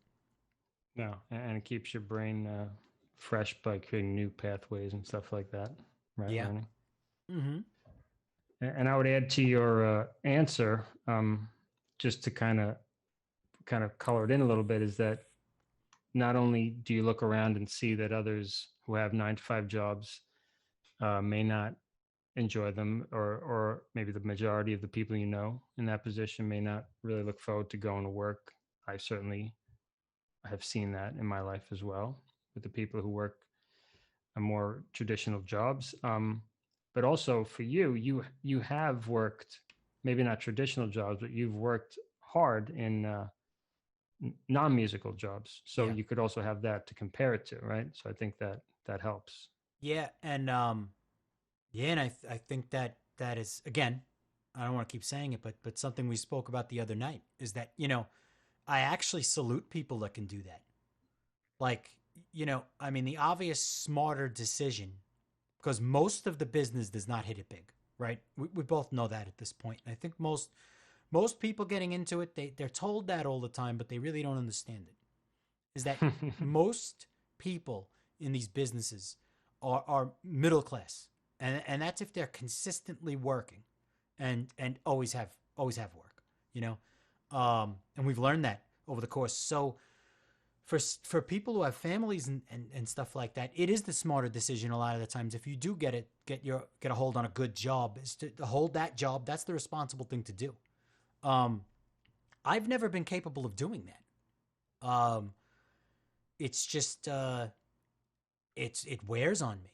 I start staying up later and later every night. I can't sleep.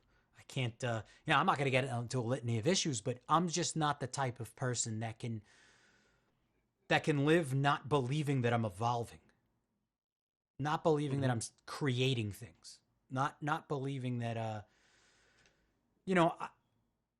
like an accountant or something like that, where, most days, and I'm sure people who love doing numbers, that's amazing.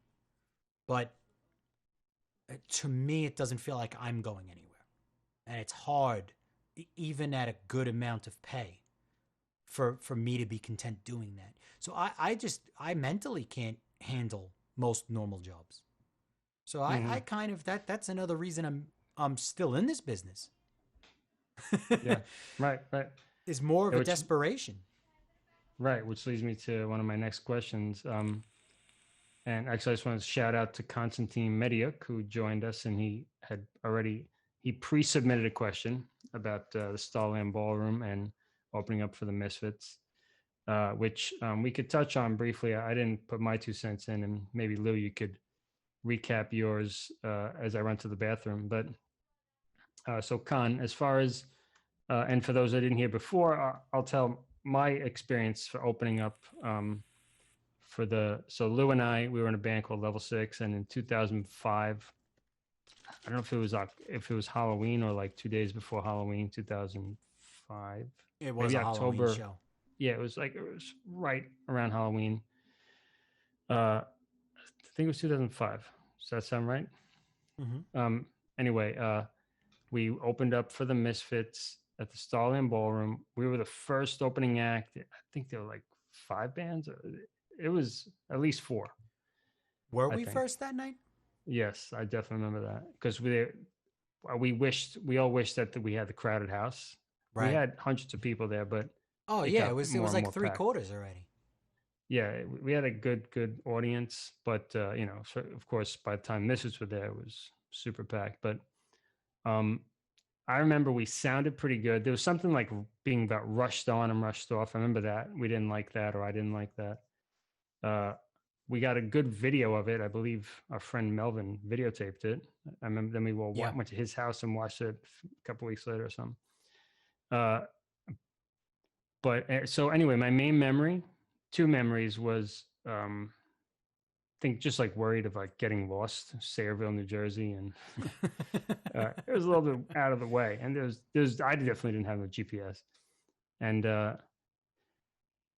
I remember signing autographs that night. Like it was just that type of big energy, signing people's body parts, of the opposite sex.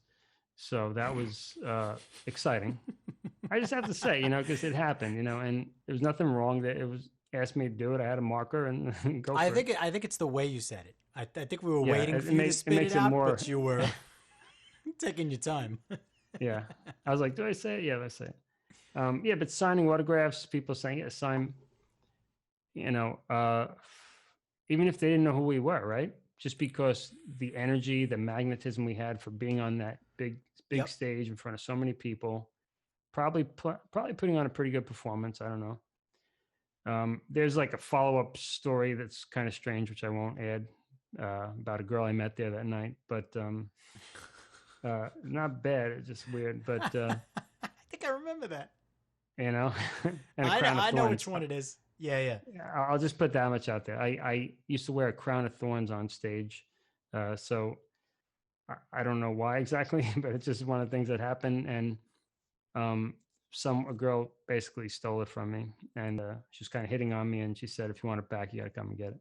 So I won't go any further than that. I did get it back though, at the cost of a few tolls to Jersey. Oh man. Yeah, weird. But then when I saw the Misfits, I actually owned a Misfits album or two, maybe growing up. I never really liked them that much, but I was disappointed. I didn't like the music. That's just my personal feeling. And then it was just so loud, and it was just all about visuals. And I don't know. I just felt a little jaded.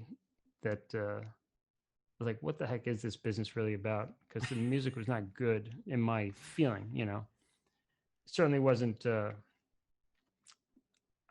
Whatever. I was disappointed with the band and with the sheer brutal volume on our ears. And like, this is like the main attraction. I'm like, really? Am I going to spend my whole life in this kind of? I thought they were good. I mean, you have to keep in mind as well that I think that the singer was Jerry, which was the bass player. So Classic Misfits, it was Glenn Danzig. So Danzig had left that band, long before we had opened up for them. So we were also seeing a redone version of the Misfits. Right, yeah, and I think that, yeah. the show we played also had Joey Ramone on drums, right? It was one of the Ramones that was playing drums. Yeah, it was Joey Ramone on drums, and it was Jerry only that was doing the vocals. When traditionally on all their albums it was Glenn Danzig. So they were a different band from what you were hearing on the album. Right. Yeah, and I'm glad you have more of a positive memory of it. I'm glad. I'm pleasantly surprised, but I just remember not being too impressed by it. I don't think it was more of a positive memory. I think it's more of like what I said earlier is finding a way to draw the positive from things that you didn't exactly enjoy. It goes into people romanticizing parts of the business, and a lot of bands do not want to actually say what goes on and how it goes because it kind of removes the mystique of being an entertainer. So they don't talk about lugging in their half stacks. Remember when we were on tour and I sliced my hand open on the latch trying to open it up? Like we went on on road with Carnivore, and we opened up the trailer and I sliced right down the center. Oh man, I don't really remember that, but ooh, yeah, my fretting hand, right down. And oh, good. Yeah, I mean, we're saying it, we're being real about it. That we had a hard time. And lugging that equipment in and out every night. And then if, God forbid, something blew out, if you even did make money from the gig, you'd have to use that money to fix your equipment. Soundmen needed you up and off. So, like you said, we were being rushed, getting rushed on, getting rushed off. Sometimes your last song, you save your best song for last, and they don't really tell you how much time you have. So you get cut off before you get to play your best song, and you're like, oh, wow. I mean, it didn't happen that night. We played Love is a Myth, but of course. Fortunately. Yeah. But, for entertainers, these things happen. And most entertainers don't talk about, like, that's exactly how it works. A lot of times by the time you even get on stage, you're absolutely exhausted. And that's, and it's even worse if you're the type that gets an adrenaline rush because if you're waiting too long to get on, you also get the adrenaline dump. And then you get on stage and you have a lot of people watching you, and you just don't even want to be up there. You just want to go home. So it depends. But yeah, I don't specifically remember anything special about that show. Exactly. You know, after a while they all start blurring, and you know, the carnivore situations were a lot different because we personally knew them. Right. So it was much different. You know, some of the stuff that went on during that was really, I have fond memories of it. But yeah, when you do these opening shows and you're the opening act, or you're going on second or third, you know, you're just like everyone else that shows up at the venue. You're not really hanging out with the band. Sometimes you don't even meet them. The road crew's kind of bumping you out of the way because they have to get their back line up first. Like you're just kind of a local addition, and you're really not a part of like the backstage antics or hanging out with these guys and having a great time. You know, you'll meet them in passing, maybe backstage, if they're not the type that has security. That's when I ran into Jerry Only. You know, and all it basically was, hey, nice to meet you, man. And he's like, yeah, nice to meet you. And I don't even think he knew I was part of the band. He just kind of ran off. But when I was in Caden, we opened up for the Misfits as well. Oh, cool. And I remember Jerry photobombed somebody taking a picture with me. You could see that one of two ways. He's stealing my glory. You know, when you're a nobody and somebody actually asks you to take a picture with them and like, yeah, you know, I'm feeling great about myself right now. And then a gigantic 6'2" Jerry Only comes behind you and he totally steals the show.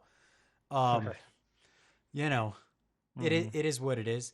Oh, and the funny thing is, I just saw, I'll say what's up to you, man. Pat Doherty, I saw him just come into the, in there. I believe he was there when Caden opened up for the Misfits.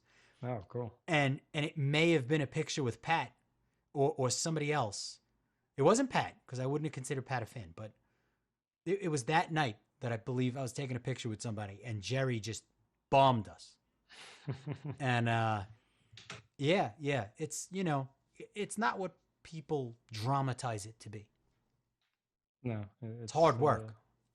Yeah, sure. I'm gonna run to the bathroom. Can you entertain our friends for a minute? Yeah, I mean, I could try and do a dance or. So I'm not seeing anybody that's messaging on your end. I'm seeing everybody that's messaging on mine. So maybe you could say hello to a few people. Yeah. And Danielle Greenstein just signed on over here. So hello, Danielle. Thank you for joining us. What's going on, Danielle?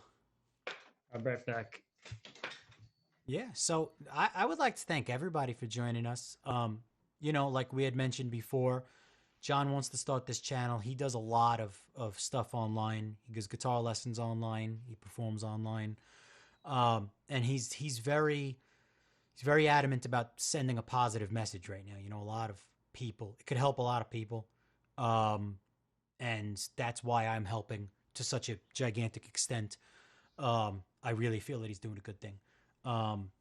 So yeah, thank you everybody. I'm like amazed, you know, we're getting hit from people from all over the world. And we have a lot of persistent people watching. My channel alone's been wavering anywhere between like 8 and 15 back and forth. And I know John is watching the other end of his stream. So I just want to thank everybody for joining in. And yeah, if anybody has questions, you know, that hasn't been in a band, has questions about the music business or doing shows and stuff like that, you know, we're gonna tell you exactly the way it is, like it was. We're not gonna sugarcoat it. We're not gonna romanticize the stuff. Me and him mutually kind of we've had a really long bond, especially since the band that we both were in, you know, expired, and because a lot of things we look at the same way, so. You know, I was just explaining to them and thanking everybody again from everywhere, you know, for checking it out, and told them, you know, we'll give them real answers, you know, pulled down the curtains, that we see a lot of things eye to eye, and about a lot of experiences that we've had. And, you know, We'd love to answer more questions if we could, stuff like that. So just to catch you up. Okay, cool. Yeah, I'm gonna be a trooper a little bit more. I may save some of my questions for a second session with you because I think we could fill in a little more time without Okay. even getting there. Yeah, definitely. If that's cool. Without a doubt, man. So I have a question here from João de Jesus in Brazil saying, in these bad days of coronavirus, what are your opinions about artists like singers who left their shows behind and can't work? Will they need to do something to escape from being sad for their uncomfortable time without gaining money? So he's very good English. It's very impressive because, yeah, I know what town he's from, and not too many people speak English there, and he learned on his own. Really? So anyway, yeah, I just studied on his own. I watched a lot of TV and stuff. He's speaking better English than I do Italian. I'll tell you that. Yeah, that's a good question. Right, like I'm a part. One of my distributors, CD Baby, and so I always listen to the DIY Musicians podcast, and there's just a lot of talk about people, especially musicians, who do rely on touring or on gigging as part of their life and their income and their way of life. Now they have to reinvent their source of income and their daily schedule, and so what do you think about that? I don't know if there's any thoughts on that. Oh, definitely. I think for any other performers, entertainers, writers, people who work in the creative industries, I think I do share, like I had mentioned before, it's almost impossible for me to work a 9 to 5 for more than 2 years, I think that to a lot of people, the biggest thing is going to be sense of purpose. You really don't know what to do. You don't know what to do with yourself. If you're not the type of person that creatively feeds off of anger and things like that, it could be really hard to be creative and at the same time figure out what trajectory your life is going to go into. I know a lot of entertainers, and I'm mentioning that because I know a lot of entertainers who have been able to get the PUA assistance. Mm-hmm. So, and a lot of freelancers who were able to do that. But at the same time, we have a lot of people that are kind of dwindling away. The money's not exactly the thing that's solving the problem. And there are a lot of people who aren't getting the assistance. So now they have to worry about where their life is going. The things that they knew how to do best to support their career is gone. And then there's the self of purpose, So, I know that we originally were gonna talk to a certain extent about, people getting into the industry for the right or wrong reasons. So if there are a lot of people that want the star power and they want to be seen and they feel fulfilled by having a lot of attention on them and stuff like that, right now that attention's gone. Mm-hmm. And for the individuals that don't like that, like me, but still need to feel the sense of purpose, make a sculpture so that you could show somebody what you did with your Wednesday. It could be hard to stay focused when you have no clue what's going to happen tomorrow, when anything's going to open. And I know personally for me, the worst thing, the thing that gets me the worst when I hear it is new normal. Yeah. Every time I hear that, no matter who says it, even if my self-adopted Uncle Joe Rogan says new normal, it hits me in a very soft spot. And I'm like, well, what is normal now? Like, where are we headed? Mm-hmm. And I can see that as being a really tough weight, on a lot of people. And the existentialist point of view of saying, okay, am I going to have to work Walmart now? That's not an easy thing to look at. What do you think? Yeah, on this podcast, DIY Musicians podcast, they keep one thing they brought up, which I think is relevant, is, and I wouldn't have known it because I'm not on social media often. I make it a point not to do that. But that once the lockdown was like official in those first week or so, like all artists were now doing live streams like every night. Yeah. And especially so indie artists, we've been doing it for a long time because we kind of have to, and it's a way to have a personal connection with people. But major artists, or like indie artists that are on a more major platform, weren't doing it so much because I guess mainly because they didn't need to. But all of a sudden now, like bigger artists are doing live streams and thinking that it's a concert, but it's not. A live stream is not going to fulfill the same cravings that a concert does, right? It's a different experience. It's important, but it's a more personal thing. It's not about like, I'm the star and just watch me. If you're just performing on a live stream, like from a distance, people aren't going to really connect. You have to like look at them and speak with people. So, yeah. So for people who can't tour, I guess, for me, it forced me to start thinking about the most important things in my life. Not that I was touring, but I was going out and teaching regularly at a location, and that closed down. So the idea of doing a podcast I've long wanted to do, or talk show, and now it became kind of not only possible, but almost like I've begun to feel like a need for it too in the society, like a need for a voice that I could offer, So I started to look, and now I'm delving into writing my autobiography. This is not exactly the answer to this question about what non-touring musicians. I don't feel bad for them. I feel for them. I won't say I feel bad. I feel, okay, wow. So now you're in a position you have to rethink everything, which I think we can all stand to do in our life. We can all rethink things once in a while, and then see, what resources do we have? Maybe financially we do have resources, but we just don't know how to funnel it, or energetically we have resources, but not finances. And, it's just time to take a hard look at what the world is kind of craving, and what we can offer that could actually help satisfy that craving, and in a way help create a more peaceful, balanced world, because we're giving what we have and people are receiving what they need. And it's a healthy give and take. Yeah. And I totally agree. And it's definitely a really good chance for transformation. If people were looking into other things, this is an opening. And it's tough to not get clouded by out of fear and depression, and not move forward in a different direction. And I think people really have to like dig deep and kind of think about that, before we go 6, 7, maybe another 9 months, and they're still in that same mindset of, okay, when is this going to end? When is life going to go back to normal? It might not. And, I don't want to say something like that, but it's a good thing to think about, because again, this is an opening to transform for a lot of people.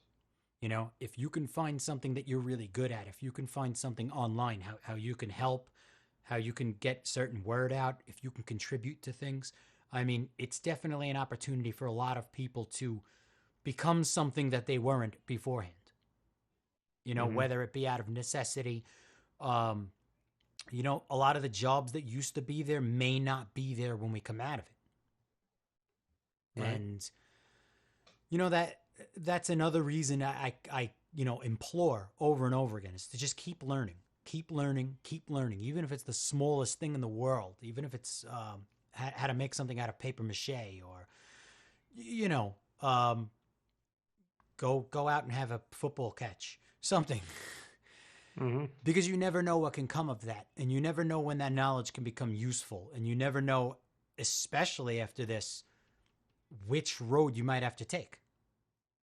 And, again, and I was telling everybody listening too, as you took that short break, again, a reason why I'm pushing it so much that you should do this. And it's a very, very positive thing. It's a very good thing, especially I've known you for a really long time.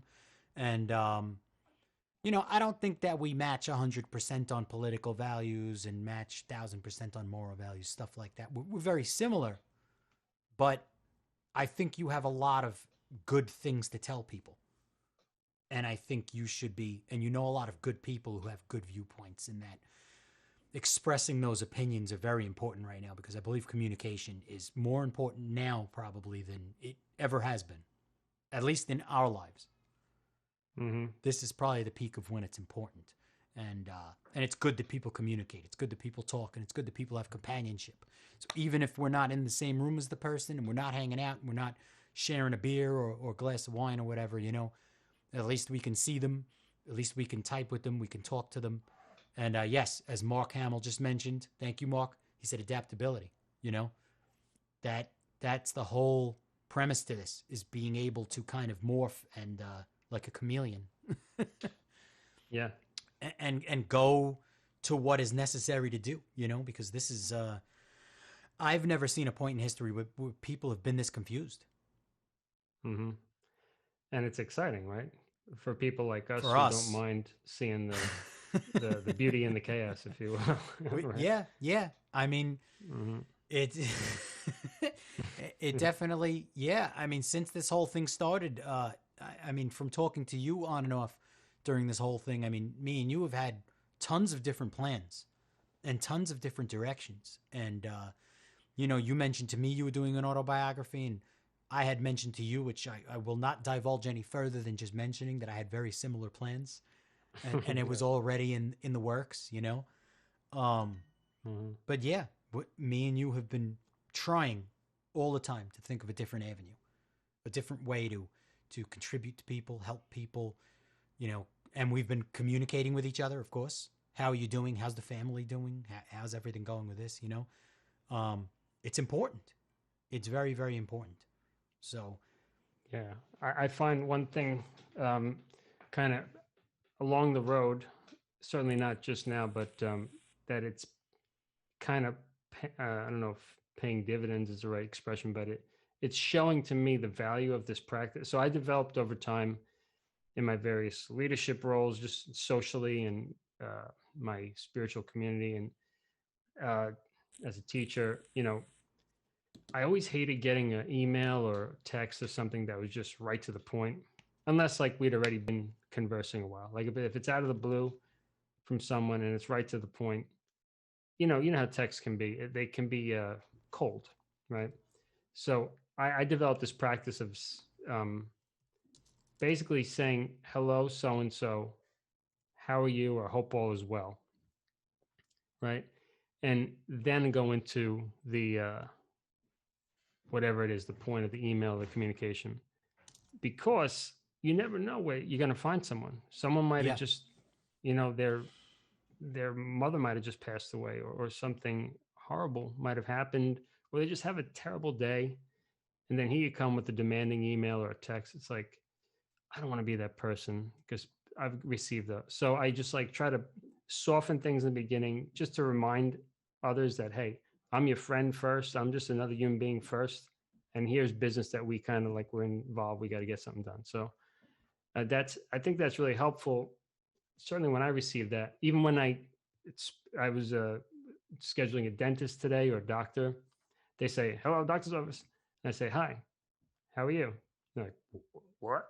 You know, they don't expect that. I say, good, thanks. And then they kind of breathe. They're like, and then I start talking, just to let them know that I realize that there's a human being on the other end of the line, right? Not just a doctor's assistant, you know, or you know, and it helps make friends, you know.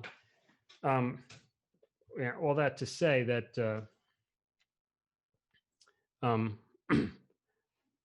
so I have a question for you. So for 2 points, for people who are listening and they want to contribute and they want to do something different, they want to transform in some way, transform this negative situation into a positive, or they want to have their voice heard, because we all have that desire to be expressed on some level, you know, even if it's without our face, or let's say on the one hand, you got the creative person who maybe does have an artistic way of creating. And let's say then you have the other one who's not, who's more of the fan, or someone more in the background who's working a job that's more cerebral, not necessarily creative. Right. what can they do? What I don't know, advice, encouragement would you give them so that they can start kind of seeing the brighter end of this situation? That's an interesting question. Um, just start researching, everything that has relevance to what their primary job is, right? So I have caddied and worn so many different hats in careers that were relevant to things all the time. Like I've kind of like I think when I look back at my career, it's been like kind of like a connect the dots. And so I will say one thing is that 90% of the things that I've accomplished or done, or the circles that I've been able to become part of, I never thought that I was going to do a good job going into anything. I never thought, I'm going to repeat that. I never thought I was ever going to do a good job at almost any of it. It all came down to not being afraid of failure.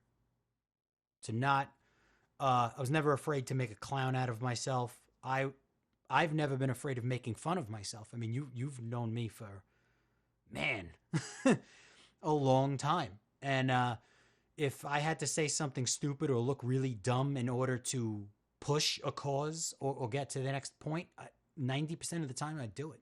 So, I think that a lot of people, when they look at these different jobs and they look at these different positions, they think that it's a much more sophisticated operation than it really is. So we've entered a culture that is very not human, right? So that was like the whole entire, like the last band that I was in, Machine Elves, right? We wrote an album called Fancy Suits and Cigarettes. And he made a lot of jokes in a lot of the songs about how, the guy's wearing a tuxedo, he's all clean cut, but really inside he's an ape. And I think we forget that none of these jobs are too difficult unless you genuinely don't like them. None of these things are being done by people like professional. More stands for somebody who's of a higher education or experience level in that area, but no human in this planet is a professional. If you look at science, the science changes every day. If you look at any single thing out there, there's constant corrections, updates, revisions, right? The point of being human is that nothing is perfect. So to fear going into something that you may never have done before it's dangerous. And I think that the fear holds people back a lot, because I think a lot of things that people would be afraid to take chances on, they're just not going to get it off the ground. Whereas if they even did it once, they'd maybe be able to find one or two kind of signs of hope and say to themselves, I can do this. This isn't that hard. This isn't as bad as I thought it would be.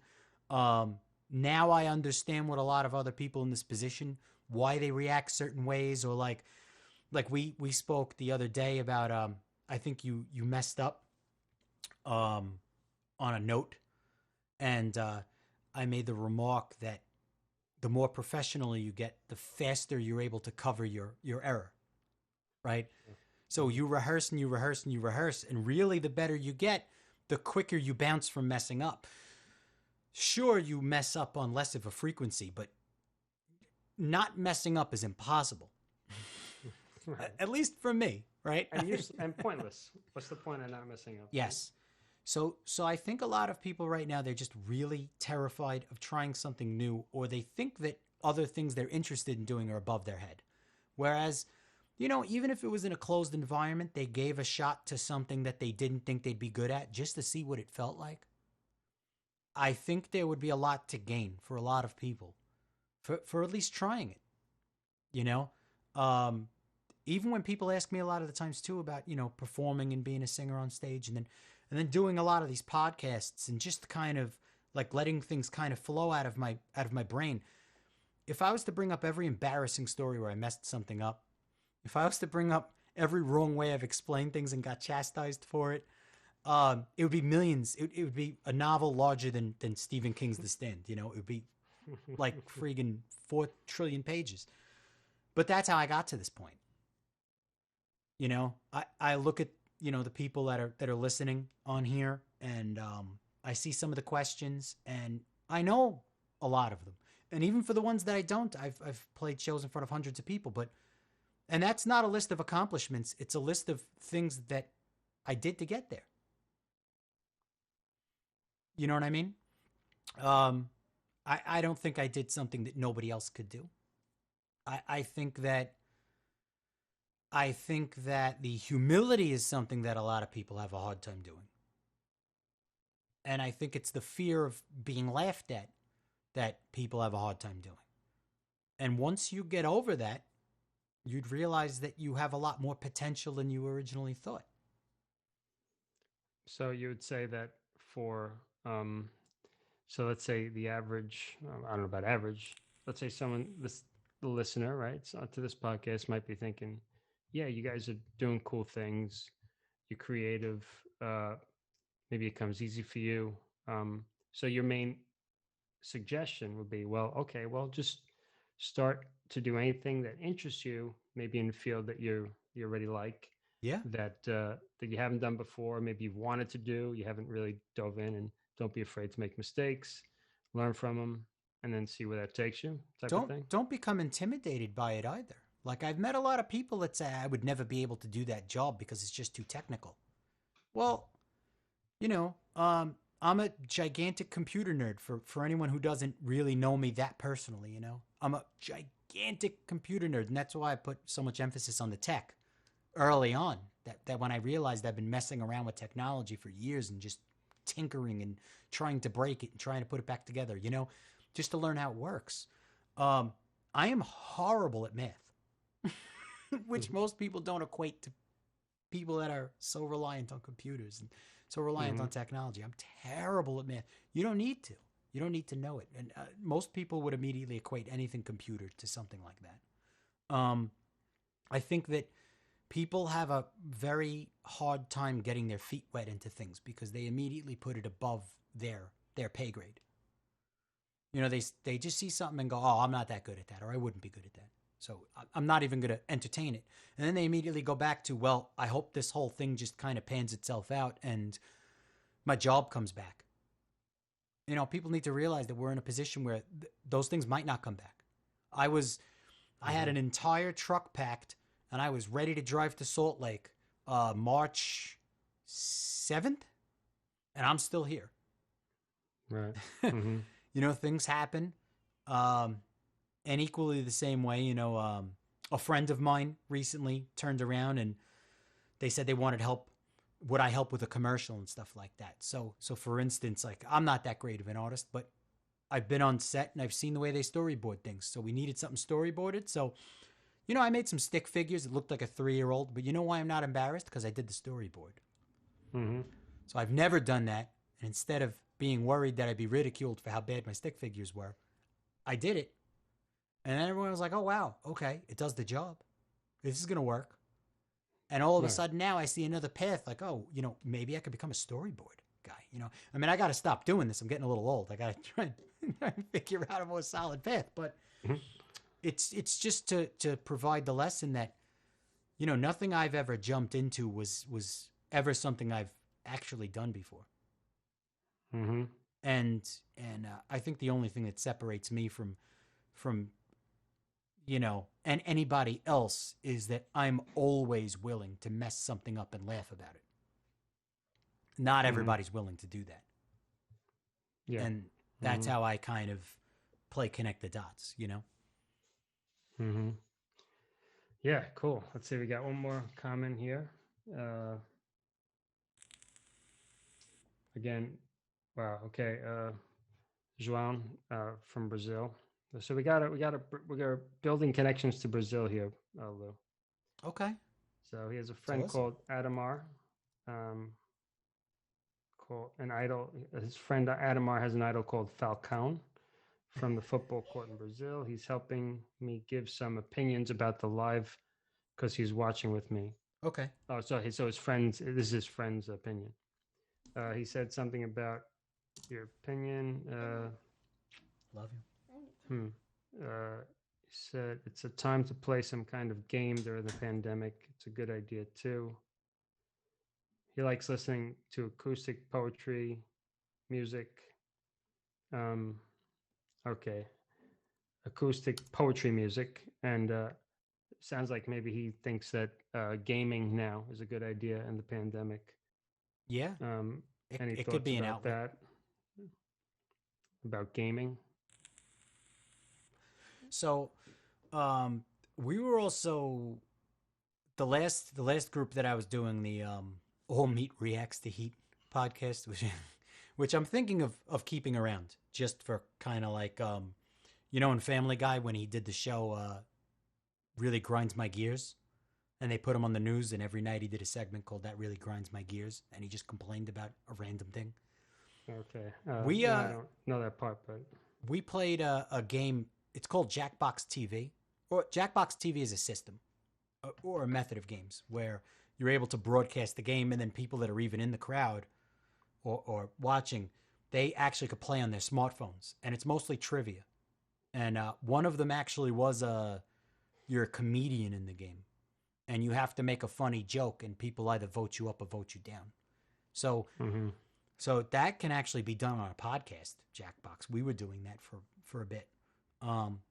And yeah, I think video games in general, I mean, it's a release from reality. Yeah. So mm-hmm. I think as long as people don't get too caught up in that alternate world, Right. it's a good thing to do. It's a good thing to take a break occasionally. Yeah, I think that I agree. I remember I haven't played video games in ages. I kind of miss them, but I remember sometimes a video game would really expand my mind and my idea of what's possible. I love Zelda, and just the idea of this other world, that the maps and the possibilities of finding the certain secret hidden treasures. It really got me thinking and creative. But of course, the danger is getting addicted, and addiction being just like something that eats your time without any like Right. actual productive fruit to show the world. So Yeah, I have the same problem. My daughters they love Minecraft, and they build virtual houses and virtual everything, and I can't ridicule them because I spent 3 years in Skyrim, and just I had followers. I had like I don't remember, something like 20 wives in the game. It was pretty funny. A castle, but at the end of the day, you don't live in a castle. So yeah, it's you got to be careful with that. Some people let it go a little too far, but I think it is necessary to some extent because right now we're in times where if reality is really the reality that we're in right now, it is kind of frightening. So it's I could see needing an escape. Yeah, just want to say hi to Dave Carduna, who joined, Michelle Ribeiro, and anyone else who might have joined recently on your end. I don't know the names, but thanks for hanging out with us, guys. I'm probably not going to last too much longer. Maybe I'll give Lou another question to kind of wrap things up. And I also we got to leave him hungry for more, Lou. Like I said, I'm game. That'd be good. And for everyone who's listening, who's wondering about the next episode, I don't have a calendar on it yet. I have a lot coming up in the next couple weeks, so I imagine it might be a little slow start to me getting this going regularly. But yeah, I plan to have many more lovely guests, and definitely have my guest star Louis La Rocco back with us, providing he's not too busy. Like I said, anytime, man. I love Sounds doing good. this. Yeah, no, I know this is a lot of fun. I hope everyone else is having fun too. Any questions on your end, Lou, that maybe you're seeing on your screen, or something that popped up that we you just had one thought we would comment. address? Yeah, we just had one come in. Tom asked, John and Louis, what was the hardest song you both wrote in your music career? Now, I don't know if that is it says both. I don't know if that means something me and you co-wrote or just something in the span of all of our stuff. Because that's definitely a beauty in casting for you somewhere. Interesting. Yeah, that's a good question. I think actually, I just to briefly touch on that. I was talking to my wife earlier, and she, because I've been doing a lot of these live streams. Just to give you, this isn't a bragging. This is just to show you what kind of an artist I am. I've done 6 live streams so far. Mm-hmm. And then I did 6 jam alongs, so altogether 12. But the 6 live streams, and I do about 12 songs per show. I haven't repeated one song yet. So, well over 60 songs I've played in the last 6 weeks. So obviously I had to practice to get them back into my brain and my hands. So I'm just like a quantity guy. I always loved variety of songs. I don't like repeating the same songs. So I never generally don't play any one song that great. but so she asked me, which one was the hardest to play, which is similar to Tom's question, but Mm-hmm. I couldn't really name it, but anything from the Pencil People era was kicking my butt, especially if I played it on steel string acoustic instead of nylon. My hands were killing me. My voice was killing me, but that wasn't really complexity. That was more just the wear and tear, the high notes, and the wear and tear. Do you have an answer most complicated or difficult? So, he said difficult, right? That's not complicated. So he refined it. So he wrote, in your whole musical career. That's the question. So the hardest song either of us wrote in our musical careers, like hardest to play. I have a really hard time answering that, and you've worked with me, so you know this. I never write stuff that is too difficult for me personally to do. So I know that a lot of people, like I do some tricky stuff occasionally, and I fortunately got really, really good at squealing because I had an amazingly deep love for Dimebag Darrell's guitar playing really young, and Zakk Wylde. So I fortunately got really good at that. And then that was all I did for I don't know how long. So I don't think that I ever wrote a song that ever pushed my abilities because I never wanted to have something that pushed it. Because I never wanted to have a song that was going to challenge me too much. I was always concerned about being efficient at what I did, more so than writing something that one day I would be too drunk on stage to perform correctly. Now, I wrote some vocal lines that sometimes really pushed me a little too far, and then we downtuned. Right. But I never really wrote anything that was that really challenged me because I wanted something that I can perform at any point in time and not really have a problem singing and playing over it, or somebody else if we needed a replacement, because I've been in so many bands now. We wouldn't have to find somebody like the hole that John Henry left in my heart. Oh, that's sweet. No, wait, is that's hurtful? I don't remember. Sweet or hurtful, one or the other. Someone's being facetious over there. No, I mean, I don't have any ex-girlfriends listening to it. And I think the most intricate stuff in the bands that I've been in, if I had to look at every band, it were your guitar parts.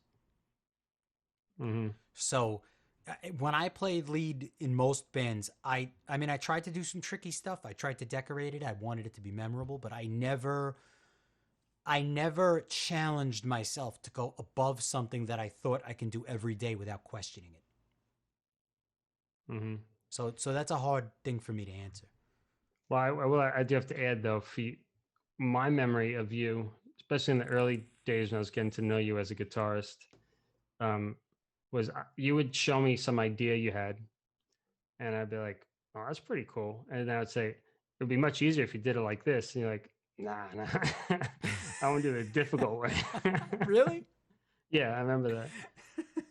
Like you just had to move around a lot, and your fingers were all over. And I'm like, I'm just kind of doing it easy with open chords and everything, and you just were determined to do it that complicated way. But for you, that was how your brain constructed the riff, so maybe it wasn't right. It complicated. was my familiarity, and I knew that I can do it. So that's right. I usually stuck in that wheelhouse of things that I was able to replicate on a regular basis. So he refined it again. He wrote, John and Louis, what was the hardest guitar riff you learned in your music career? Oh, okay, that's different. Yeah. My default, I'll answer it first. My default would be learning all of, I actually never mastered it, but most of Holy Wars from Megadeth. Oh, yeah. I was about to say that. That was one of. Yeah, it's certainly the riff to the verse was. So I remember 1 solid hour on like 2 measures, and I was already pretty advanced at that point. And I just couldn't believe. Yeah, that part. Yeah. That little triplet kind of gallop. Yeah, that's tricky. Yeah, I don't know. I've never in my career been in a cover band or anything like that, or in a situation to be stuck learning something harder than what was past my abilities. But I would say the hardest thing I ever tried to do, not exactly a riff, but Play With Me by Extreme, was one of the most difficult things I've ever tried to learn. I don't know if you're familiar with that song. It's toward the end of Bill and Ted's Excellent Adventure. Do you wanna play? When they're running through those crazy guitar lines when they're running through the mall. Oh yeah, I love that scene. That Nuno Betancourt is one of the craziest guitar players I've ever heard in my life, and yeah, I would put that down as my answer. But I don't know if I could say I learned it. I learned it in slow motion. I knew what it was supposed to be. But yeah, that was one of the hardest things I tried. Yeah, I would say beyond Megadeth, probably any time I tried to truly learn like a Dream Theater song, especially like Erotomania, I really did try to learn that, and maybe Metropolis. That was absurd. I can't even count enough and memorize all of the transitions that those guys do. It would make my head spin. Oh yeah, me too. But anyway, those are good questions, Tom. So let's see if I could end this on more of a kind of philosophical note.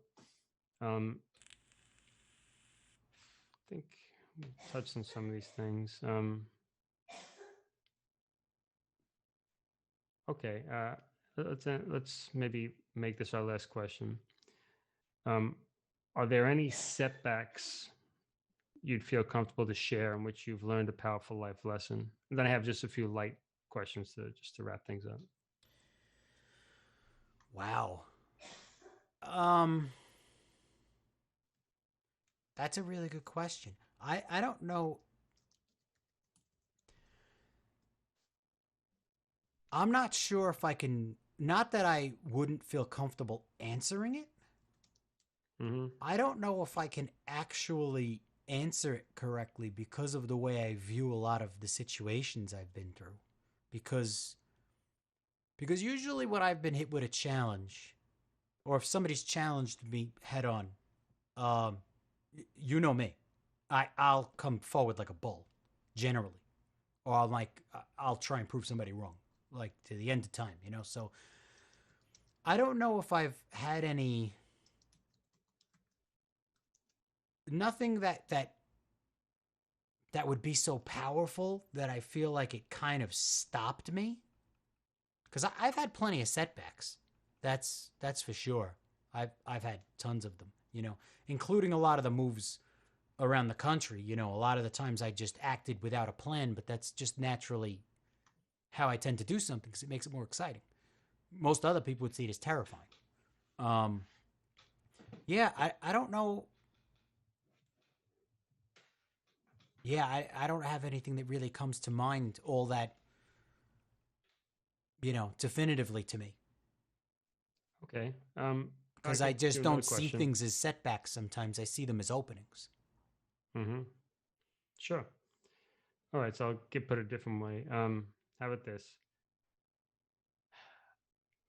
Some of these could really open up into a long discussion, so I'll save them. Do you agree with the following sentiment about the music business, which is if you don't love what you're doing in the music business, then pick another career because it's just not worth it without loving it?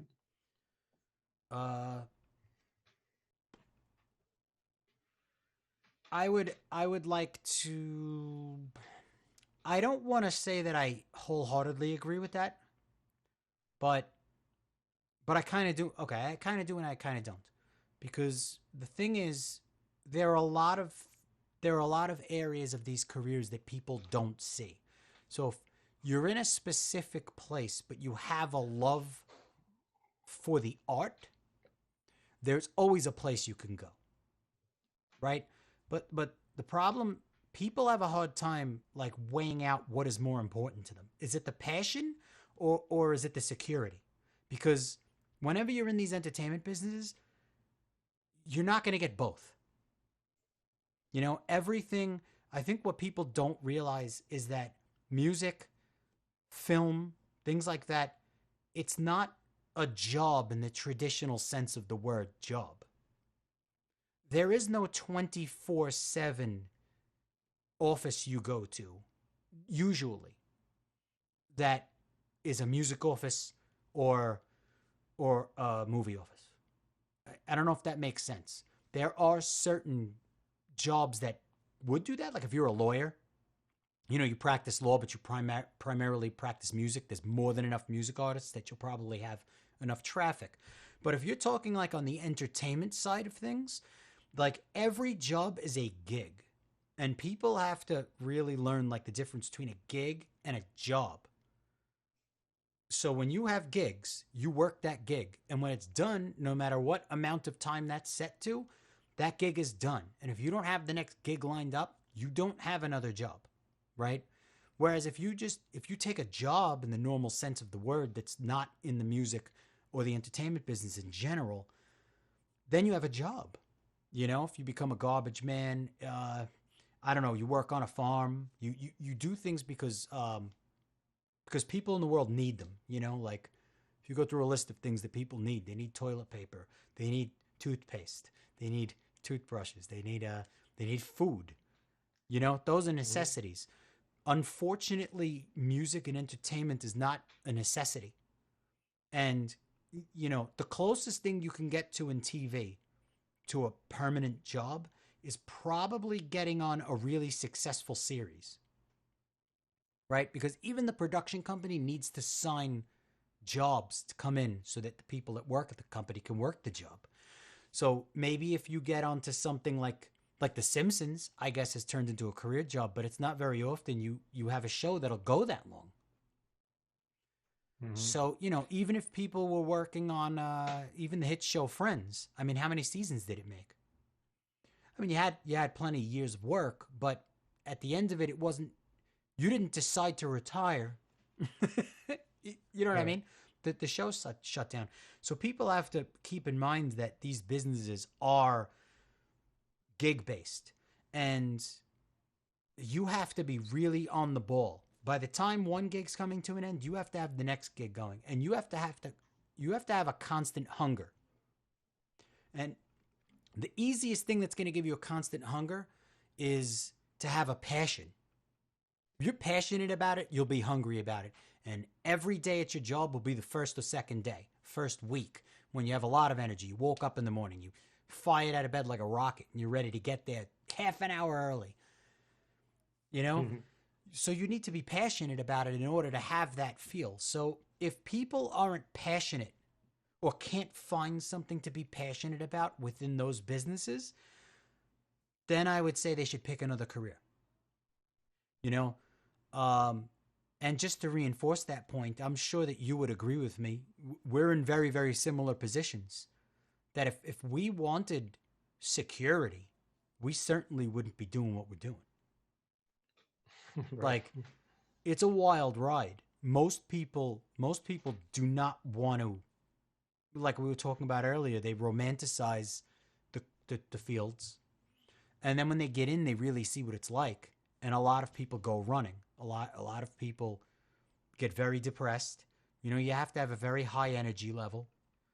You have to be very adamant that what you're doing is good and you like doing that. I think otherwise it could be very poisonous. It could be very frightening, you know, especially if people aren't sociable to the level that they're constantly talking to other people. They're constantly seeing what jobs their coworkers are getting on next, you know, so they're getting invited to another job. Or even when we were in bands, we found venues from other bands most of the times. Like, oh, that place gives a really good deal of the cut at the door. So, hey, why don't we go play that place? You know, nothing was ever definite. Nothing was ever rock solid. And even when you look at the primary celebrities, you know, they're here one day and then the next day that they're, you know, in massive rehab. They've disappeared or they've said something wrong in their career and they've been canceled. Productions don't want to sign them anymore, or they've been replaced by another one. So the whole entertainment industry is just very, very fragile. Unless you find a particular spot that you're very passionate about, you love doing it, you're going to make sure by the end of this gig you have another one open, and you do have that fire in you that you really want to go do it.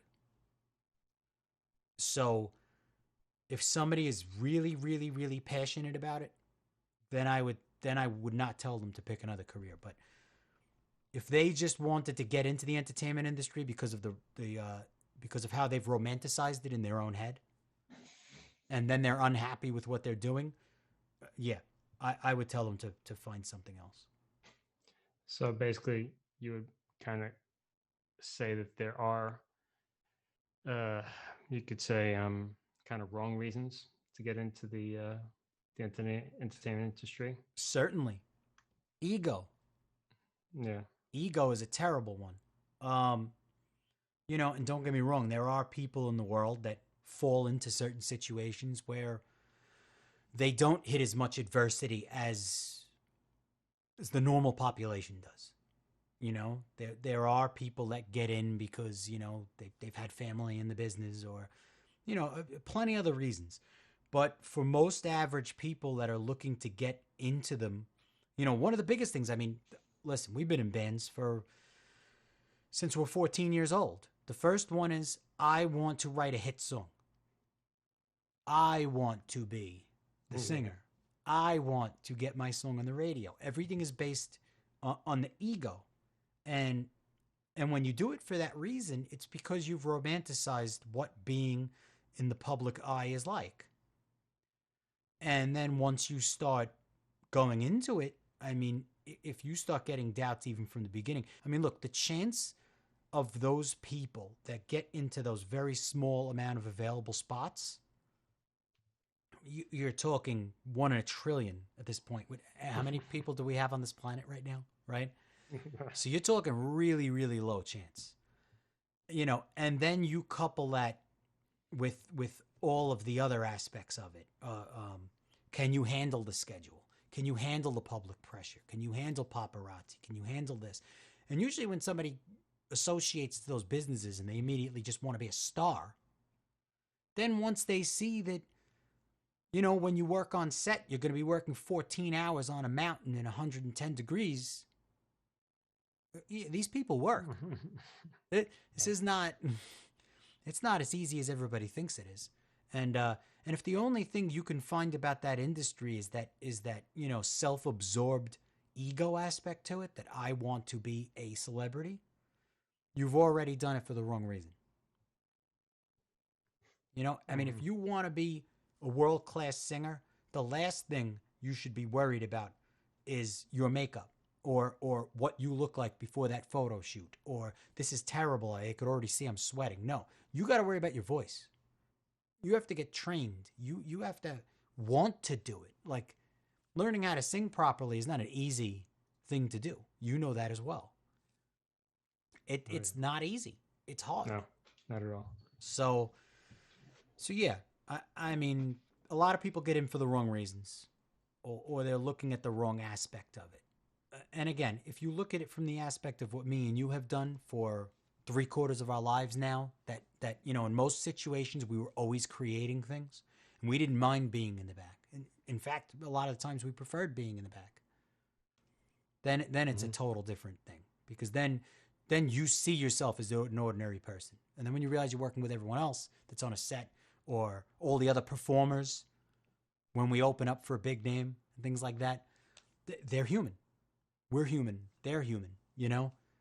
And it changes the whole course of it, because now you're doing a job. But at the end of the day, you can say that you were a part of making that creation. So pride and passion for the creation, I think, is way, way more important than most of the reasons people get in or want to get in. Mm-hmm. Yeah, no, well said. And I think also for pride and passion for the creation and for the value that is being offered. Yes. You know, from the result of the collaborations, or Cool. So I got a couple of quick ones, light ones, and then I guess we'll kind of give each other a goodnight kiss. Do you have any books that you like to any favorite books that you would recommend people or like to gift people? Maybe kind of more general, not nerdy books for specific groups, but there's books that move you, unless you're not reading these days. It could be a movie, or I don't know, like a person or something. If you have any books you like to recommend, or you gift people or something like that. I actually don't read a lot, to be honest. But so there was one book that I read. It was called The Devil's Day, like years and years ago, and it was kind of since we are also in the philosophical area of discussion. And The Devil's Day was basically about the whole war between God and Satan. And at the end of it, Satan ends up destroying God. And we know that. So I didn't ruin the book for people completely. I would recommend that book, The Devil's Day, if you're into philosophy, if you're into a lot of real thinking about duality and the nature of existence and things like that. And it starts off pretty early that he destroys him, so I didn't completely ruin it. I thought I was going too far, too quick. But yeah, I would recommend The Devil's Day if people wanted to get into the philosophical kind of end of things. Other than that, I read more tech manuals and things like that. I don't think I read novelesque books anymore, really. Anything like any sort of something general inspiration, could be a YouTube channel, could be a show or a movie that you think people of all ages, or kind of that would widely apply to our listeners today, that you would say, hey, if you want to be inspired or moved in some way, check out this thing I enjoy. Well, definitely. I'll drop this in for a moment. Definitely check out Mark Hamill. He's in the discussion. He's thrown some pointers out there. He helped us out in the beginning of it too, because he identified the microphone problem when I'm actually really embarrassed by that. Thanks, Mark. And thanks. Thank you, Mark. I'm not so embarrassed because it's my first show, but I am embarrassed too. Yeah. So Mark Hamill, he runs the After Hours show, and it's a very, very lighthearted comedy show. And he's got a lot of great people calling in and a lot of great guests all the time. I used to luckily be a guest of his show numerous times back when I lived in Florida, and I had a blast being on that show. So definitely I would tell people to check out After Hour Comedy with Mark Hamill. He's coming back next Friday. Nice. Other than that, I listen to a lot of Joe Rogan, a lot. I find him to be very, very relatable to the common person. Out of everybody who's a big figure in the media, and a lot of people who are kind of putting their ideas out there into the ether, I personally think if people aren't listening to him already, or people were kind of not really looking to listen to his show because he's too associated with MMA and sometimes dirty comedy, because that's really what he does. I think if you were to listen to his show without those two preconceived notions, I think he's really good, especially in times like this politically and everything. He's a really good guy to maybe listen to his opinion on certain things, and he's very middle of the road kind of guy. He has a family, and yeah, I think personally he's probably one of the best podcasts ever. So, but yeah, these are personal recommendations again because he doesn't need any advertisement. That's for sure. Right. Mm-hmm. But yeah, I just kind of surf YouTube things. Like I said, one reason I've caddied from job to job and done so many things a lot of times because I don't really sit down and read a lot of fiction or watch a lot of movies. Funny enough, Right. I just recently watched Fight Club again, probably for like the 30th time, and still noticed things I never saw the first time. Right. But yeah, I'd recommend Fight Club if nobody's ever seen it. No. But yeah, I watch YouTube mostly to educate myself on new products, how to function new electronics, maybe how to take apart microphones and kind of mess around with them and stuff, different tricks. Like as you're seeing tonight, unlike all my other podcasts, I'm not using the same microphone as the last time. So I'm always playing around, always trying to find a better way or an easier way or a different way. So I would just recommend, based off of our question earlier, that people just divulge into things that they've always kind of found interesting that they never had the time to. Do it now, please, for yourself, and just in general. Just open your mind to more possibilities, a greater chance of things changing, even if they don't. I hope that things go back to normal. I think most people do. But I think we can agree that that's a good thing to recommend people.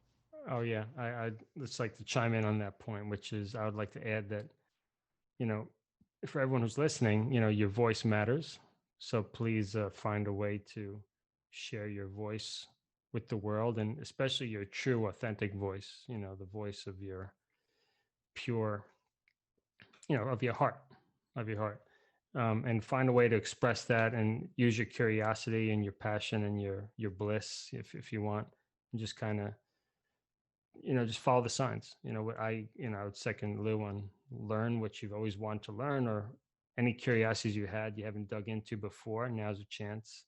Hopefully, maybe some people are working essential jobs and they really can't do that. But if you do finally have the time to explore, please do so. And don't be afraid to make mistakes. This podcast, I would say, is certainly not a mistake, but I don't think it's the most highly polished thing I could do. Thanks to Lou, it's much more highly polished than I would be doing if it was up to my own devices. But yeah, I'm just making it happen. And I told Lou the other day that sometimes I feel my life it's just one big act of faith. I take a step and I'm on a cliff, and then I hope that when I take the next step, a block is going to appear, and most of the time it does, especially when I believe in myself. So yeah, taking that leap of faith. So Lou, do you have any plans in the next few months that you'd like to share with us, and a website where people can find you? So I have obviously the website louislarocco.com. And it's just my straight name, LOUISLAROCCO.com. They can find me there. And they can email me there. They can also find me on Facebook. I usually respond to any messages I get, any inquiries, even if people just want to say hello and just, shoot the shit, so to say. I'm always willing to talk with somebody and see what's going on with things. Yeah. So, outside of that, I'm also on Instagram. I'm also on Twitter. I should be launching another podcast very soon. Like I said, it's going to be called Camarilla Cafe. It's going to be more conspiracy based, but it's still going to be very on a philosophical level. We're going to try not to stay too much on politics. I think that, right now, politics can turn into a very poisonous discussion. And I think that to find a better middle ground, we should talk more about philosophy and morale and try and find a common ground based off of that. I think it's a much better way of seeing into somebody's mind and kind of understanding why they think what they think. Yeah. So yeah, that should be coming up very soon. And yeah, I should be around Cool. in some fashion. Fantastic. All right, great.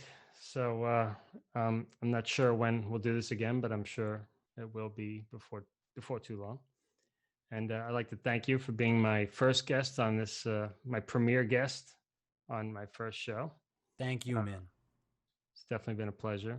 I think we've had a lot of our friends and listeners enjoy it too. I can't say when I'll be back, but I know I'll be back, and Lou will be back with me at some point, and maybe I'll appear on his show. Please check out Camarilla Cafe. Camarilla Cafe is going to be the name of it. Yeah, but keep an eye out for that. But it should be. I would implore anybody who is interested in keeping track of it, just find me on Facebook first, because it's going to be coming from my actual channel. Okay, so check on Facebook first. Yeah. Got it. Cool. All right, so I'll be back on the Facebook Lives this week playing, and I'll connect with people then. For Lou and you and your audience, thank you for exposing me to your audience, and hello everybody there. No problem, man. So where can we find this show on playback? Let's say someone got this deep and they say, I just got to hear it again. Where are they going to be able to find this? That's a really good question. I don't think we had hashed that out prior to us doing this. It's definitely going to be on my channel, like after we're done. Mm-hmm. So I can always download it from my channel, and depending upon what you want to do with it, I wouldn't mind leaving it there, and then I'll send it to you, and you can upload it on your channel as well, or wherever it was intended to go originally. So that's all up to you. If you wouldn't mind me keeping it here, this is definitely. I'm very proud of this. I think we made a lot of headway, and I had a really good time being please, on yeah, it, so. that sounds great. And your channel, meaning Louis on Facebook? Yes. Louis La Rocco? Mm-hmm. Or like your personal Facebook page? Yeah. Or you have okay, yeah. And I can definitely get the video to you after this. So depending upon wherever you want to post it at that point, it's up to you. It's episode 1. Yeah. Yeah. Probably on Facebook, but maybe I'll keep it on. I'll see, at least on Facebook. Yeah. So you could find it on Facebook, and you could search up Music Philosophy and More, and you'll find the replay. All right, Lou. All right, man. It's been quite a journey these past couple of weeks getting this together and seeing it through. This is awesome. We'll get there. All before July 1st, which was really, I was hoping to make it happen in June. So that's great. No, it's awesome, man. Like I said, the pleasure was all mine. Thank you for asking me to be part of it. And I had a really good time doing it, man. Definitely made me think about a lot of things I haven't thought about in years. So it was felt good. Excellent. Yeah, great. And we'll do it again. Sounds good, man. All right. Have a great night. And everybody, thanks for listening. Thanks for joining. This is Music Philosophy and More. Until next time, enjoy. Have a good night, guys. Take care.